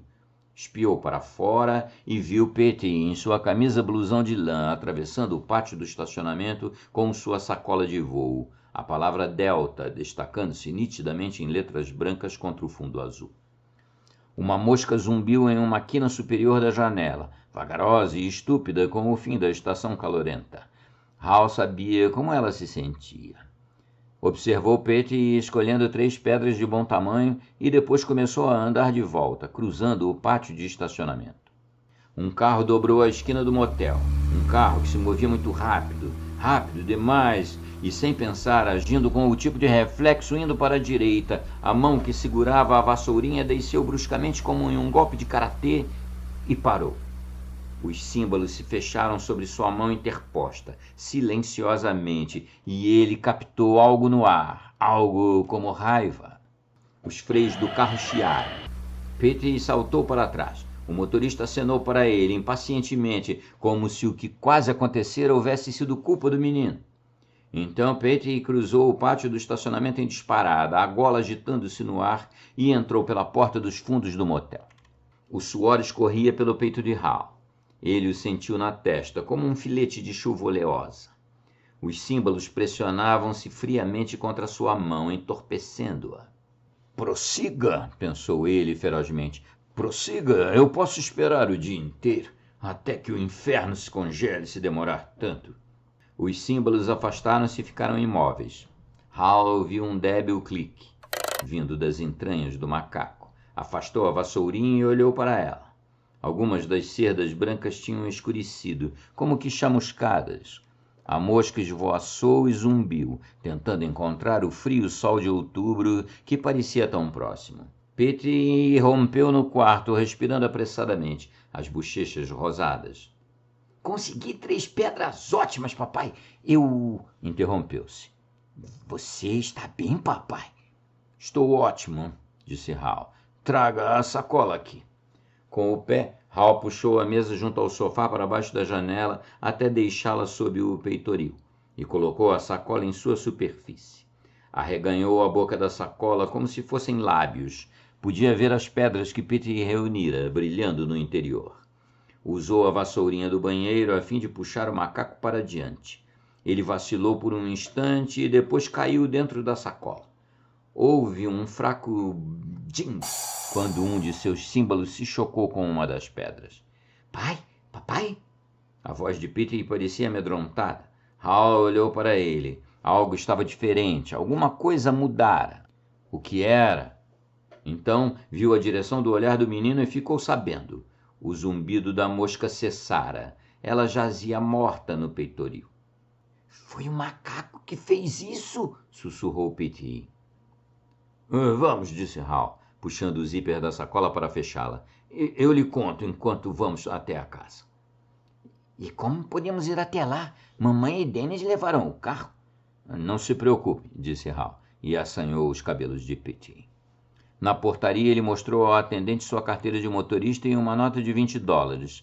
Após ficar com o relógio digital Texas Instruments como garantia colateral, o homem entregou-lhe as chaves de seu próprio carro, um castigado Gremlin AMC, enquanto rodavam para leste pela estrada 302, em direção a Casco. Hal começou a falar, algo vacilante a princípio, depois um pouco mais rápido. Principiou contando a Petey que seu pai provavelmente trouxera o macaco do estrangeiro, como um presente para os filhos. Não era um brinquedo particularmente único. Nada havia nele de estranho ou valioso. Talvez existissem centenas de milhares de macacos de corda no mundo, alguns fabricados em Hong Kong, outros em Taiwan ou na Coreia. Entretanto, em algum ponto ao longo da linha, talvez mesmo no escuro armário dos fundos da casa em Connecticut, onde os 2 meninos tinham acabado de crescer, alguma coisa acontecera ao macaco. Alguma coisa ruim. Podia ser, disse Hal, enquanto tentava forçar o gremlin do atendente a passar dos 60 quilômetros, que algumas coisas ruins, talvez até coisas muito ruins, nem mesmo estivessem despertas e cônscias do que fossem. Deixou o assunto assim, porque provavelmente seria o máximo à altura do entendimento de Petey, mas sua mente prosseguiu em um curso pessoal. Refletiu que a maioria do mal podia ser muito semelhante a um macaco repleto de mecanismos a que se dava corda. A corda funcionava, os símbolos começavam a tocar, os dentes riam, os idiotas olhos de vidro davam risadas, ou pareciam dá-las. Contou a Petey como encontrar o macaco, mas pouco mais além disso. Não queria aterrorizar seu garoto, deixando-o mais amedrontado do que já estava. Desta maneira, a história ficou desconexa, não muito clara. Porém, Petey não fez perguntas. Era possível que estivesse preenchendo os claros sozinho, pensou Hal. Mais ou menos como acontecera com ele próprio, ao sonhar incessantemente com a morte da mãe, embora não a tivesse presenciado.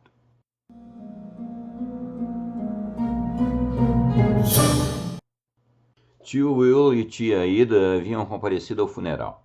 Depois disso, o tio Will retornara ao Maine. Era a época da colheita e a tia Ida ficara 2 semanas com os meninos, a fim de regularizar os negócios da irmã antes de levá-los para o Maine. Contudo, mais do que isso, ela procurava dar-se a conhecer aos dois. Estavam tão atordoados pela morte súbita da mãe que pareciam em choque. Quando não conseguiam dormir, ela se fazia presente com um copo de leite morno.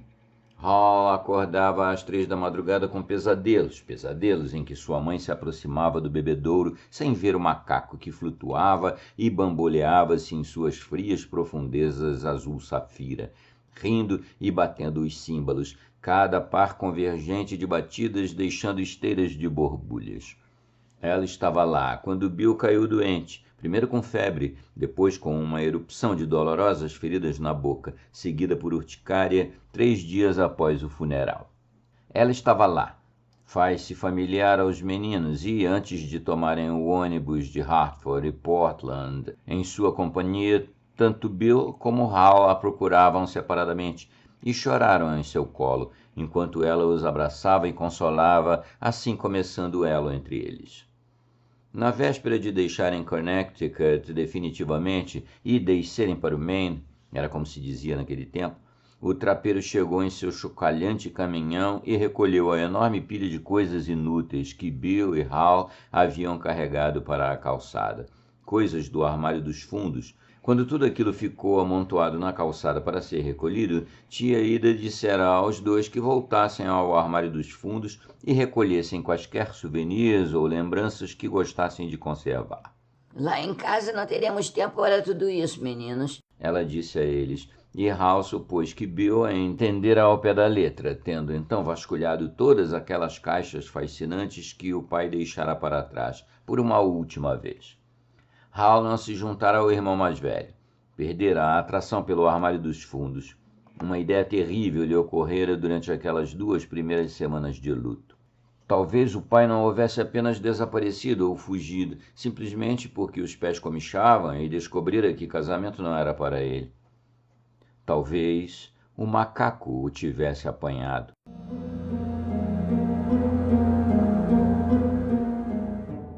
Ao ouvir o caminhão do trapeiro rugindo, pipocando e estourando no fim do quarteirão, Hal encheu-se de coragem, tirou o macaco da prateleira onde ficara desde o dia da morte de sua mãe, ele não ousara mais tocá-lo, nem mesmo jogá-lo de volta no armário, e correu para baixo com o brinquedo. Nem Bill nem tia Ida o viram. A caixa de papelão de Ralston Purina estava no topo de uma barrica, repleta de souvenirs quebrados e livros mofados. Hal jogara o macaco na caixa, já cheia, a mesma caixa onde estivera antes, ordenando histericamente que ele começasse a tocar seus símbolos. Continue, continue, continue, eu lhe ordeno. Estou ordenando. Ordeno 2 vezes. Mas o macaco apenas ficou lá deitado, despreocupadamente de costas, como se esperasse um ônibus, exibindo seu horrendo e sabido sorriso. Hal permaneceu ali, um menininho em velhas calças de brim e tênis surrados, enquanto o trapeiro, um italiano que usava um crucifixo e assobiava através de falhas entre os dentes, começava a colocar caixas e barricas em seu velho caminhão, na carroceria com laterais de madeira. Hal o viu ergueu a barrica e a caixa de Ralston Purina equilibrada em seu topo. Viu o macaco desaparecer na carroceria do caminhão. Viu quando o trapeiro subiu para a boleia, assoou vigorosamente o nariz na palma da mão, que depois limpou em um enorme lenço vermelho, e deu partida ao motor, com um rugido e uma explosão de fumaça azul cheirando a gasolina. Viu o caminhão afastar-se. Então, um grande peso saiu de seu coração. Chegou a senti-lo indo embora. Deu 2 saltos, o mais alto que pôde saltar, os braços abertos, mãos espalmadas, e se algum vizinho o vira, certamente acharia aquela atitude estranha, talvez ao ponto da blasfêmia, porque aquele garoto está pulando de alegria. Porque, evidentemente, assim era, um salto de alegria, dificilmente é disfarçado. Eles, sem dúvida, se perguntariam se ainda nem fez 1 mês que sua mãe foi sepultada. Hal dizia aquilo porque o macaco se fora-se para sempre. Ou, pelo menos, assim pensara ele. Apenas 3 meses mais tarde, a tia Ida o mandara ao sótão, apanhara caixas com enfeites de Natal. Enquanto engatinhava de um lado para o outro, empoeirando os joelhos das calças, de repente se vira outra vez cara a cara com ele. Seu espanto e terror haviam sido tais que precisou morder rispidamente o lado da mão para não gritar ou perder os sentidos. Lá estava ele, exibindo o sorriso dentuço, os símbolos distanciados 30 centímetros um do outro e prontos para chocalhar, reclinado despreocupadamente contra um canto da caixa de papelão de Ralston Purina, como se esperasse um ônibus, parecendo dizer: Pensou que ia ficar livre de mim, não? Só que não é tão fácil livrar-se de mim, Hal. Eu gosto de você, Hal. Fomos feitos um para o outro. Apenas um menino e seu macaco de estimação, 2 velhos e bons amigos. E em alguma parte ao sul daqui há um trapeiro idiota, um velho italiano jazendo em uma banheira com pés em garras, os olhos esbugalhados e as dentaduras quase caindo da boca. Tem uma boca que dava gritos agudos. Tem trapeiro que fede como uma bateria Exide pifada. Ele está me guardando para seu neto, Hal. Ele me pôs na prateleira do banheiro, ao lado de seu sabonete, de sua navalha de barba, de seu creme de barbear e do radiofilco em que ouvi os jogos dos Dodgers de Brooklyn. Então comecei a chacoalhar. Os meus símbolos bateram no velho rádio e o derrubaram dentro da banheira. Foi quando voltei para você, Hal. Fiquei varando estradas à noite com um luar se refletindo em meus dentes às 3 da madrugada. Deixei muitas pessoas mortas em muitos locais, mas vim para você, Hal. Sou seu presente de Natal. Quer me dar corda? Quem está morto? Bill? E o tio Will? E você, Hal? É você?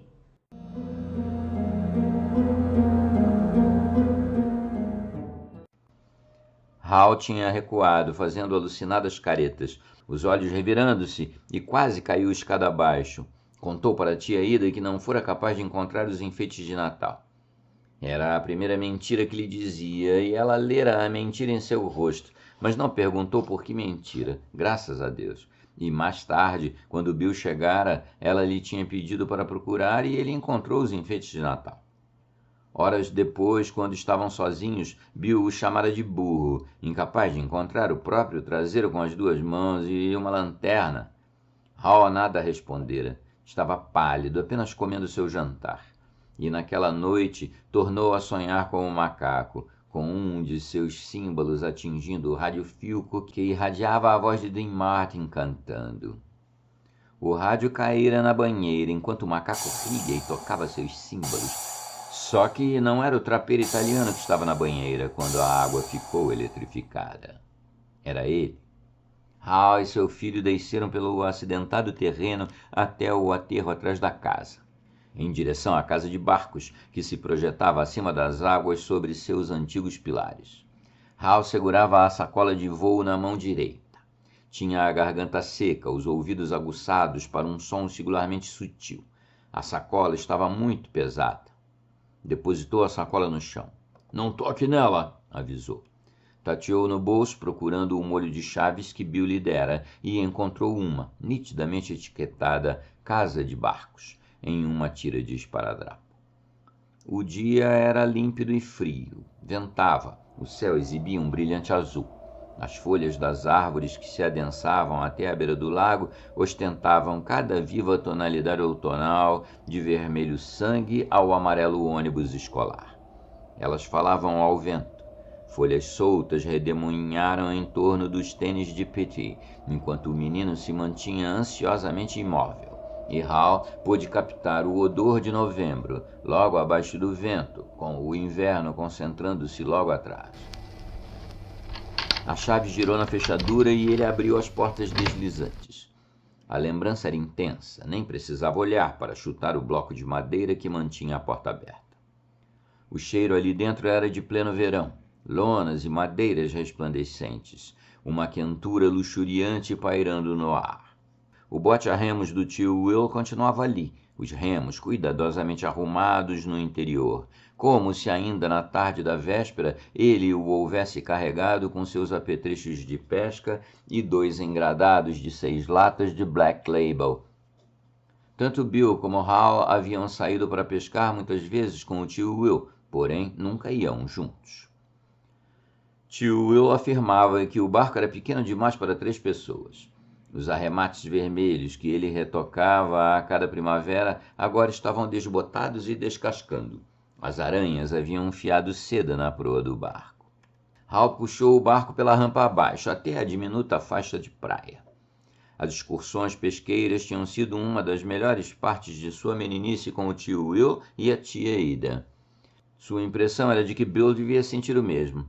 Normalmente, o tio Will era o mais taciturno dos homens, porém, assim que tinha o bote posicionado a seu gosto, uns 60 ou 70 metros além da margem, com as linhas colocadas, as boias de linha de pesca flutuando acima da água, ele abria uma cerveja para si e outra para Hal, que raramente bebia mais do que metade da única lata permitida pelo tio Will, sempre com a ritual advertência do tio de que a tia Ida jamais deveria saber, porque ela me daria um tiro se soubesse que eu estava dando cerveja para vocês, meninos, beberem. Tornando-se expressivo como cera.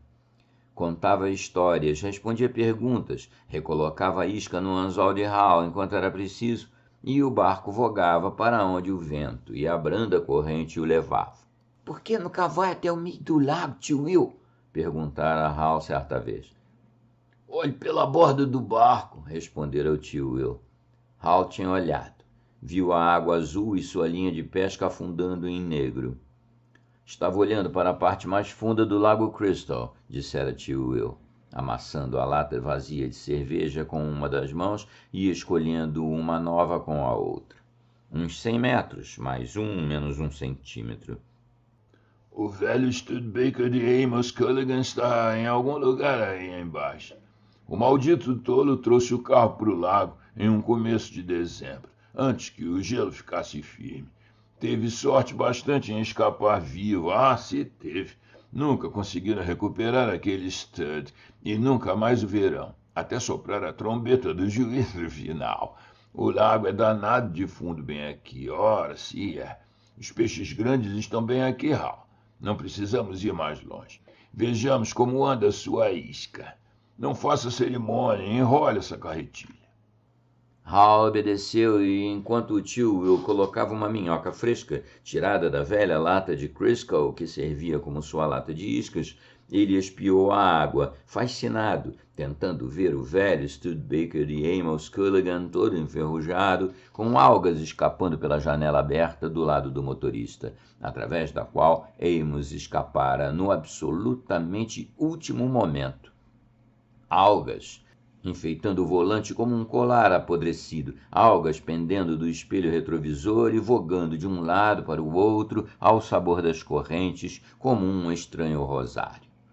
No entanto, só conseguiu ver azul, matizando-se para negro, e havia o formato da minhoca do tio Will, o anzol escondido dentro de seus nós, pendendo ali no meio das coisas, sua própria versão da realidade, um ensolarado e comprido cabo.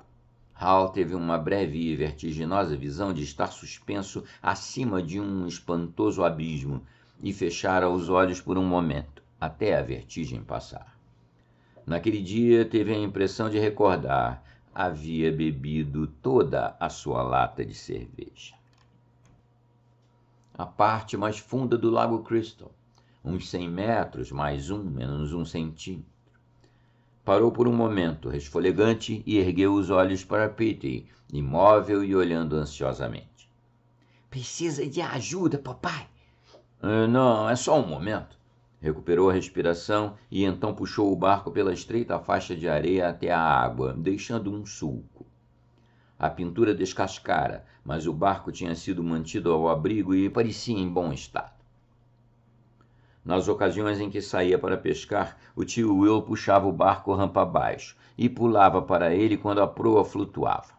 Então, agarrando um remo para empurrá-lo, gritava para Hal. Empurre-me para fora, Hal. É aqui que você merece confiança. Dê-me essa sacola, Petey. Depois empurre o barco, disse ele. Sorrindo um pouco, acrescentou.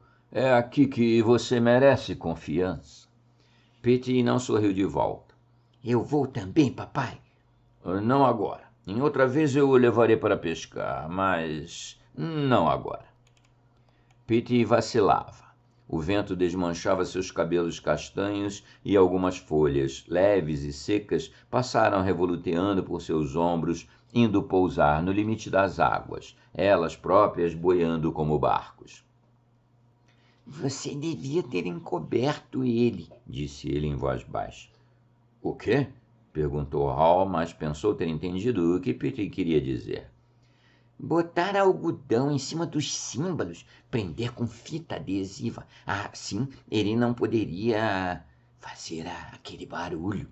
De repente, Hal se lembrou de Daisy vindo em sua direção, não caminhando, mas cambaleando, e como, subitamente, o sangue jorrara de ambos os olhos da cachorra, em uma torrente que lhe encharcou o pelo e pingou no piso do celeiro. Como ela tombou sobre as patas dianteiras e no ar imóvel do dia chuvoso de primavera em que ouvira o som, não amortecido, mas curiosamente claro, vindo do sótão da casa, a 15 metros de distância. Hal começou a gritar histericamente, deixando cair a braçada de lenha que levava para o fogo. Correu até a cozinha, ao encontro do tio Will, que comia ovos estrelados e torrados, os suspensórios ainda nem puxados para cima dos ombros. Ela já estava velha, Hal, havia dito o tio Will com o rosto abatido e infeliz, ele também parecendo velho. Estava com 12 anos, o que é muita idade para um cão. Procure aceitar a realidade. A velha Daisy não gostaria de vê-la assim. Velha, ecoara o veterinário, ao mesmo tempo em que parecia perturbado, porque cães não morrem de hemorragias cerebrais explosivas, mesmo aos 12 anos. Como se alguém houvesse colado uma bomba em sua cabeça. Hal ouviu dizendo ele ao tio Will, enquanto este cavava um buraco atrás do celeiro, não muito longe do lugar em que enterrara a mãe de Daisy, em 1950. Nunca vi nada parecido, Will. E mais tarde, quase fora de si pelo terror, mas incapaz de controlar-se, Hal subiu até o sótão. Olá, Hal, como vai? Sorriu-lhe o macaco de seu canto em penumbras. Os símbolos estavam imóveis, uns 30 ou mais centímetros distanciados entre si. A almofada do sofá, que Hal por fim colocara entre eles, agora estava jogada através do sótão. Alguma força a jogara lá com força bastante para rasgar-lhe o envoltório, e o recheio se espalhara para fora. Não se preocupe com Daisy, sussurrou o macaco dentro de sua cabeça, os olhos vidrados, cor de avelã, fixos nos azuis e esbugalhados de Hal Shelburne. Não se preocupe com Daisy, ela era velha, Hal. O próprio veterinário disse isso. E já que estamos falando do assunto, viu o sangue jorrando dos olhos dela, Hal? Dê-me corda, Hal, dê-me corda. Vamos brincar e quem está morto, Hal? É você. Quando caiu em si, percebeu que estivera engatinhando para o macaco, como que hipnotizado. Tinha uma mão estendida para tocar a chave da corda, então rastejou para trás, quase caindo pelos degraus do sótão em sua pressa. Provavelmente teria caído, se o poço da escada não fosse tão estreito. Um leve som gemido brotava de sua garganta. Agora, sentado no barco, olhava para Petey. Amortecer os símbolos não funcionou, falou. Já tentei isso uma vez. Petey lançou os olhos nervosos para a sacola de voo. O que aconteceu, papai? Nada sobre o que eu desejaria falar agora, respondeu Hal, e nada que você quisesse ouvir. Venha e dê-me um empurrão. Petey inclinou-se para empurrar o barco. O leme riscou a areia e Hal ajudou com um remo. De repente, aquela sensação de estar amarrado ao tema desapareceu e o barco se movia levemente, uma embarcação outra vez, após anos de prisão na escura casa de barcos, balouçando-se em ondas ligeiras. Hal libertou o outro remo e fechou as forquetas para sustentá-los. Tome cuidado, papai, disse Petey. Isso não vai demorar muito, prometeu Hal, mas olhou para a sacola de voo e interrogou-se. Começou a remar, flexionando o corpo para impelir o barco. Passou a sentir a velha dor familiar no fim das costas e entre as omoplatas. A margem foi ficando para trás. Pete estava magicamente com 8 anos de novo. 6, um garoto de 4 anos, em pé, à beira d'água. Acenou acima dos olhos com uma mão de bebê. Hal olhou casualmente para a margem, mas não se permitiu realmente estudá-la. Fazia quase 15 anos, e se observasse a linha da praia com minúcias, veria mais as modificações que as similaridades, e se perderia. O sol batia em seu pescoço, e ele começou a suar. Olhou para a sacola de voo e, por um momento, perdeu o ritmo ao abaixar e puxar. A sacola de voo parecia avolumar-se. Hal passou a remar mais depressa. O vento ganhou força, secando o suor e refrescando-lhe a pele. O barco subiu e a proa jogou água para os lados quando ele desceu. Não teria o vento aumentado somente no último minuto ou coisa assim?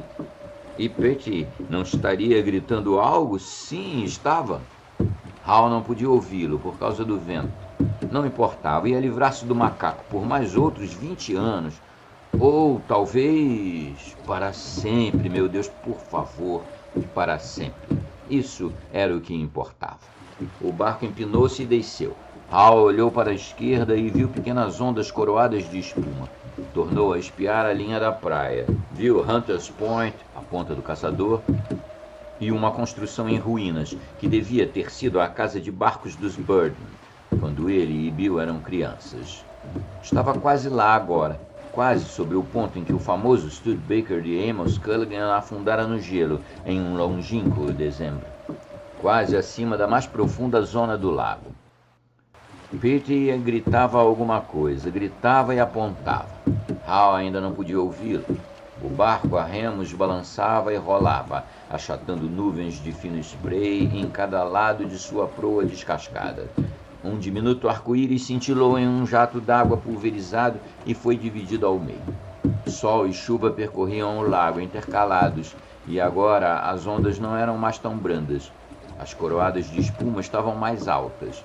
Seu suor secara e sua pele arrepiava-se. Os borrifos de água haviam molhado as costas de seu blusão. Remou carrancudamente, os olhos alternando-se entre a linha da praia e a sacola de voo. O barco tornou a subir, agora tão alto que por um momento o remo direito moveu-se no ar em vez de na água.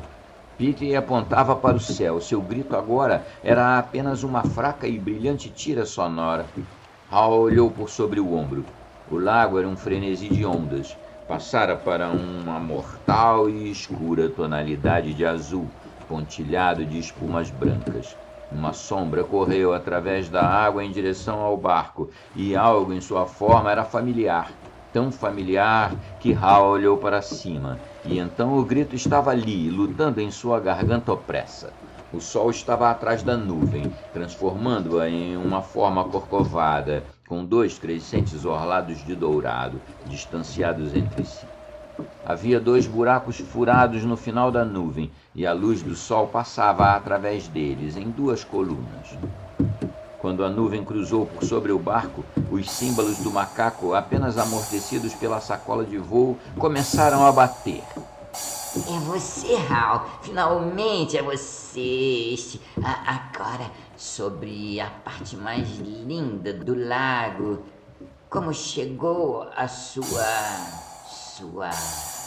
Todos os elementos necessários da linha da margem encaixavam-se em seus lugares. A carcaça apodrecida do Studebaker de Amos Culligan jazia em algum ponto abaixo. Era ali que ficavam os peixes grandes. Aquele era o lugar. Hal firmou os remos nas forquetas em um gesto rápido. Inclinou-se para diante, pouco ligando para o barco que saltava loucamente, e agarrou a sacola de voo. Os símbolos tocavam sua selvagem música pagã. As laterais da sacola bramiam, como por efeito de tenebrosa respiração. Bem aqui, seu filho da mãe! Gritou Hal. Bem aqui! Jogou a sacola por sobre a borda do barco. ela afundou depressa. Por um momento, ele a viu descendo, as laterais movendo-se, e naquele momento interminável ainda podia ouvir os símbolos batendo. E também por um momento as águas negras pareceram clarear, deixando-o ver no interior daquele terrível abismo até onde jaziam os peixes graúdos. Lá estava o Studebaker de Amos Culligan, e a mãe de Hal se postava atrás de seu volante limoso, um esqueleto sorridente, com um peixe de água doce espiando friamente por uma órbita ocular descarnada.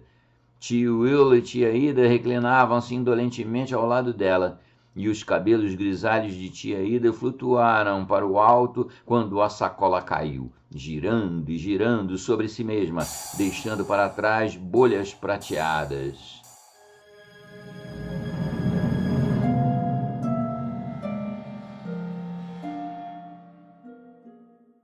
Hal bateu com os remos na água outra vez, tirando o sangue dos nós dos dedos esfolados. E, oh, meu Deus, a traseira do Studebaker de Amos Culligan, essas estão cheias de crianças mortas. Charlie Silverman, Johnny McCabe, e começou a trazer o barco de volta. Houve um estalo entre seus pés, seco como um tiro de revólver, e de repente água clara se infiltrava entre duas tábuas. O barco era velho, a madeira encolhera um pouco, sem dúvida, era apenas uma pequenina fenda. Contudo, não estava ali quando remara para o lago. Hal podia jurar. A margem e o lago trocaram de lugares em sua visão. Pete agora ficava às suas costas. Acima dele desfazia-se aquela terrível nuvem simiana. Hal começou a remar.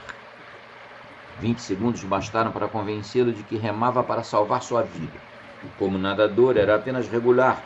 Porém, mesmo um as da natação seria posto à prova naquelas águas subitamente enfarruscadas. Outras duas tábuas afastaram-se de repente, com aquele som de tiro de revólver. Mais água penetrou no barco, molhando seus sapatos. Havia pequeninos ruídos metálicos de algo se quebrando, e ele percebeu que eram produzidos por pregos. Uma forqueta se soltou e voou para a água. O torniquete seria o seguinte? O vento agora vinha de suas costas, como se tentasse retardá-lo ou mesmo impeli-lo para o meio do lago. Hal estava aterrorizado, mas sentia uma louca espécie de euforia, através do terror. Desta vez o macaco se fora para sempre. De certa forma, estava certo disso. O que quer que lhe acontecesse, o macaco não voltaria para lançar uma sombra sobre a vida de Dennis ou de Pete. O macaco se fora, agora talvez repousasse sobre o capô do Studebaker de Amos Culligan, no fundo do Lago Crystal. Fora-se para sempre. Hal remou, abaixando-se para adiante e inclinando-se para trás. Aquele som estalante, retalhado, voltou a repetir-se. Agora, a enferrujada lata de Crisco que jazia no fundo do barco flutuava em 7 centímetros de água. Os borrifos salpicaram o rosto de Hal. Houve um ruído mais alto e estalante quando o assento de proa caiu em 2 pedaços e ficou flutuando perto da lata de iscas. Uma tábua se soltou no lado esquerdo do barco, depois outra, esta junto à linha d'água no lado direito. Hal remou. A respiração arranhava em sua boca, quente e seca, então foi sua garganta que se inchou, com o sabor de cobre da exaustão. Seus cabelos, molhados de suor, agitavam-se ao vento. Agora, um estalo percorreu a superfície diretamente acima do fundo do barco. Zigue-zagueou entre seus pés e correu até a proa. A água esguichou para dentro. Ele tinha água até os tornozelos, depois até o início da panturrilha. Continuou remando, mas o movimento do barco em direção à margem agora ficara entorpecido. Não ousava olhar para trás, a fim de verificar em que altura estava. Outra tábua se afrouxou. O estalo percorrendo o centro do barco adquiriu ramificações, como uma árvore. A água penetrava por todas as fendas possíveis. Hal começou a usar os remos como em uma arrancada, a respiração lhe saindo em grandes haustos ofegantes. Deu uma remada, 2, e na terceira, os 2 torniquetes dos remos se soltaram. Ele perdeu um remo, aferrou-se ao outro, levantando-se, pôs-se a golpear a água com ele. O barco oscilou, quase emborcou e tornou a jogá-lo no assento, com um baque seco. Momentos mais tarde afrouxavam-se outras tábuas, o assento afundou e ele se viu na água que enchia o fundo do barco, espantado com sua frialdade. Tentou ficar de joelhos, pensando em desespero. Peter não devia ver isto. Não pode ver o pai afogar-se diante de seus olhos. Você vai nadar cachorrinho se for preciso, mas faça alguma coisa. Houve outro estalo estilhaçante, quase um rompimento, e ele se viu na água, nadando para a margem, como jamais nadara em sua vida. E a margem estava maravilhosamente próxima. Um minuto depois, viu-se em pé, com a água pela cintura, nem a 5 metros da praia. Peter entrou estabanadamente no lago, com os braços estendidos, gritando e chorando. Ao mesmo tempo em que ria, Hal correu para ele, chapinhou na água e caiu. Peter, com água pelo peito, caiu também. Os dois agarraram-se. Respirando em profundos haustos, Hal ainda assim ergueu o menino do colo e o carregou até a praia, onde os dois se jogaram, ofegantes. Papai, ele se foi mesmo, aquele macaco maldoso. Sim, acho que se foi, desta vez para sempre. O barco se desmanchou, ele se desmanchou todo em volta de você. Hal olhou para as tábuas flutuando dispersas sobre a água a 12 metros de distância. Não mostravam qualquer semelhança com o ajustado barco feito à mão que havia puxado da casa de barcos. Está tudo bem agora, disse Hal, reclinando-se sobre os cotovelos. De olhos fechados, deixou que o sol lhe aquecesse o rosto. Você viu a nuvem? Sussurrou Peter. Vi, mas não a vejo agora. E você? Os dois olharam para o céu. Havia espalhados tufos brancos aqui e ali, mas nenhuma nuvem escura. Fora-se, como ele havia dito. Hal ajudou Peter a levantar-se. Há toalhas na casa, vamos. Então fez uma pausa e contemplou o filho. Você foi louco correndo daquele jeito. Peter o fitou solenemente. Você foi corajoso, papai. Fui. A ideia da coragem nunca lhe passara pela cabeça. Nela havia somente seu medo, um medo grande demais para que pudesse ver qualquer outra coisa. Se é que algo mais existirá lá. Vamos, Peter. O que vamos dizer para a mamãe? Hal sorriu. Não sei, garotão, mas pensaremos em alguma coisa. Parou por um momento mais longo e olhou para as tábuas que boiavam sobre a água. O lago estava novamente calmo, cintilando com pequenas ondulações. De repente, Hal pensou nos veranistas que nem mesmo conheciam um homem e seu filho, talvez em excursão de pesca, procurando os peixes graúdos. Acho que fisguei alguma coisa aqui, papai, grita o menino. Muito bem, enrole essa carretilha e vejamos o que foi, responde o pai, e então, içado das profundezas, com algas pendendo em seus símbolos e exibindo seu terrível sorriso de acolhida, surge o macaco.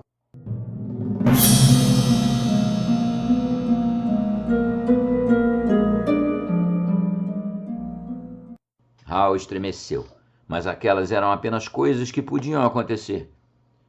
Vamos, tornou a dizer para Peter, e os dois seguiram pela trilha acima, por entre a chamejante vegetação do outono, em direção à casa.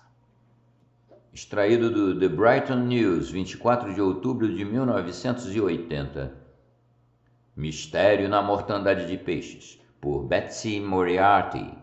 Centenas de peixes mortos foram encontrados boiando de ventre para cima no Lago Crystal, na vizinha cidade de Casco, em fins da semana passada. As quantidades maiores parecem ter morrido nos arredores de Hunters Point, embora isto seja de difícil determinação, em vista das correntes que existem no lago. Os peixes mortos incluem todos os tipos comumente encontrados naquelas águas: pickerel, bluegills, senis, carpas, hornpout, truta castanha e arco-íris, assim como um salmão perdido seu acesso ao mar. As autoridades de caça e pesca se dizem perplexas.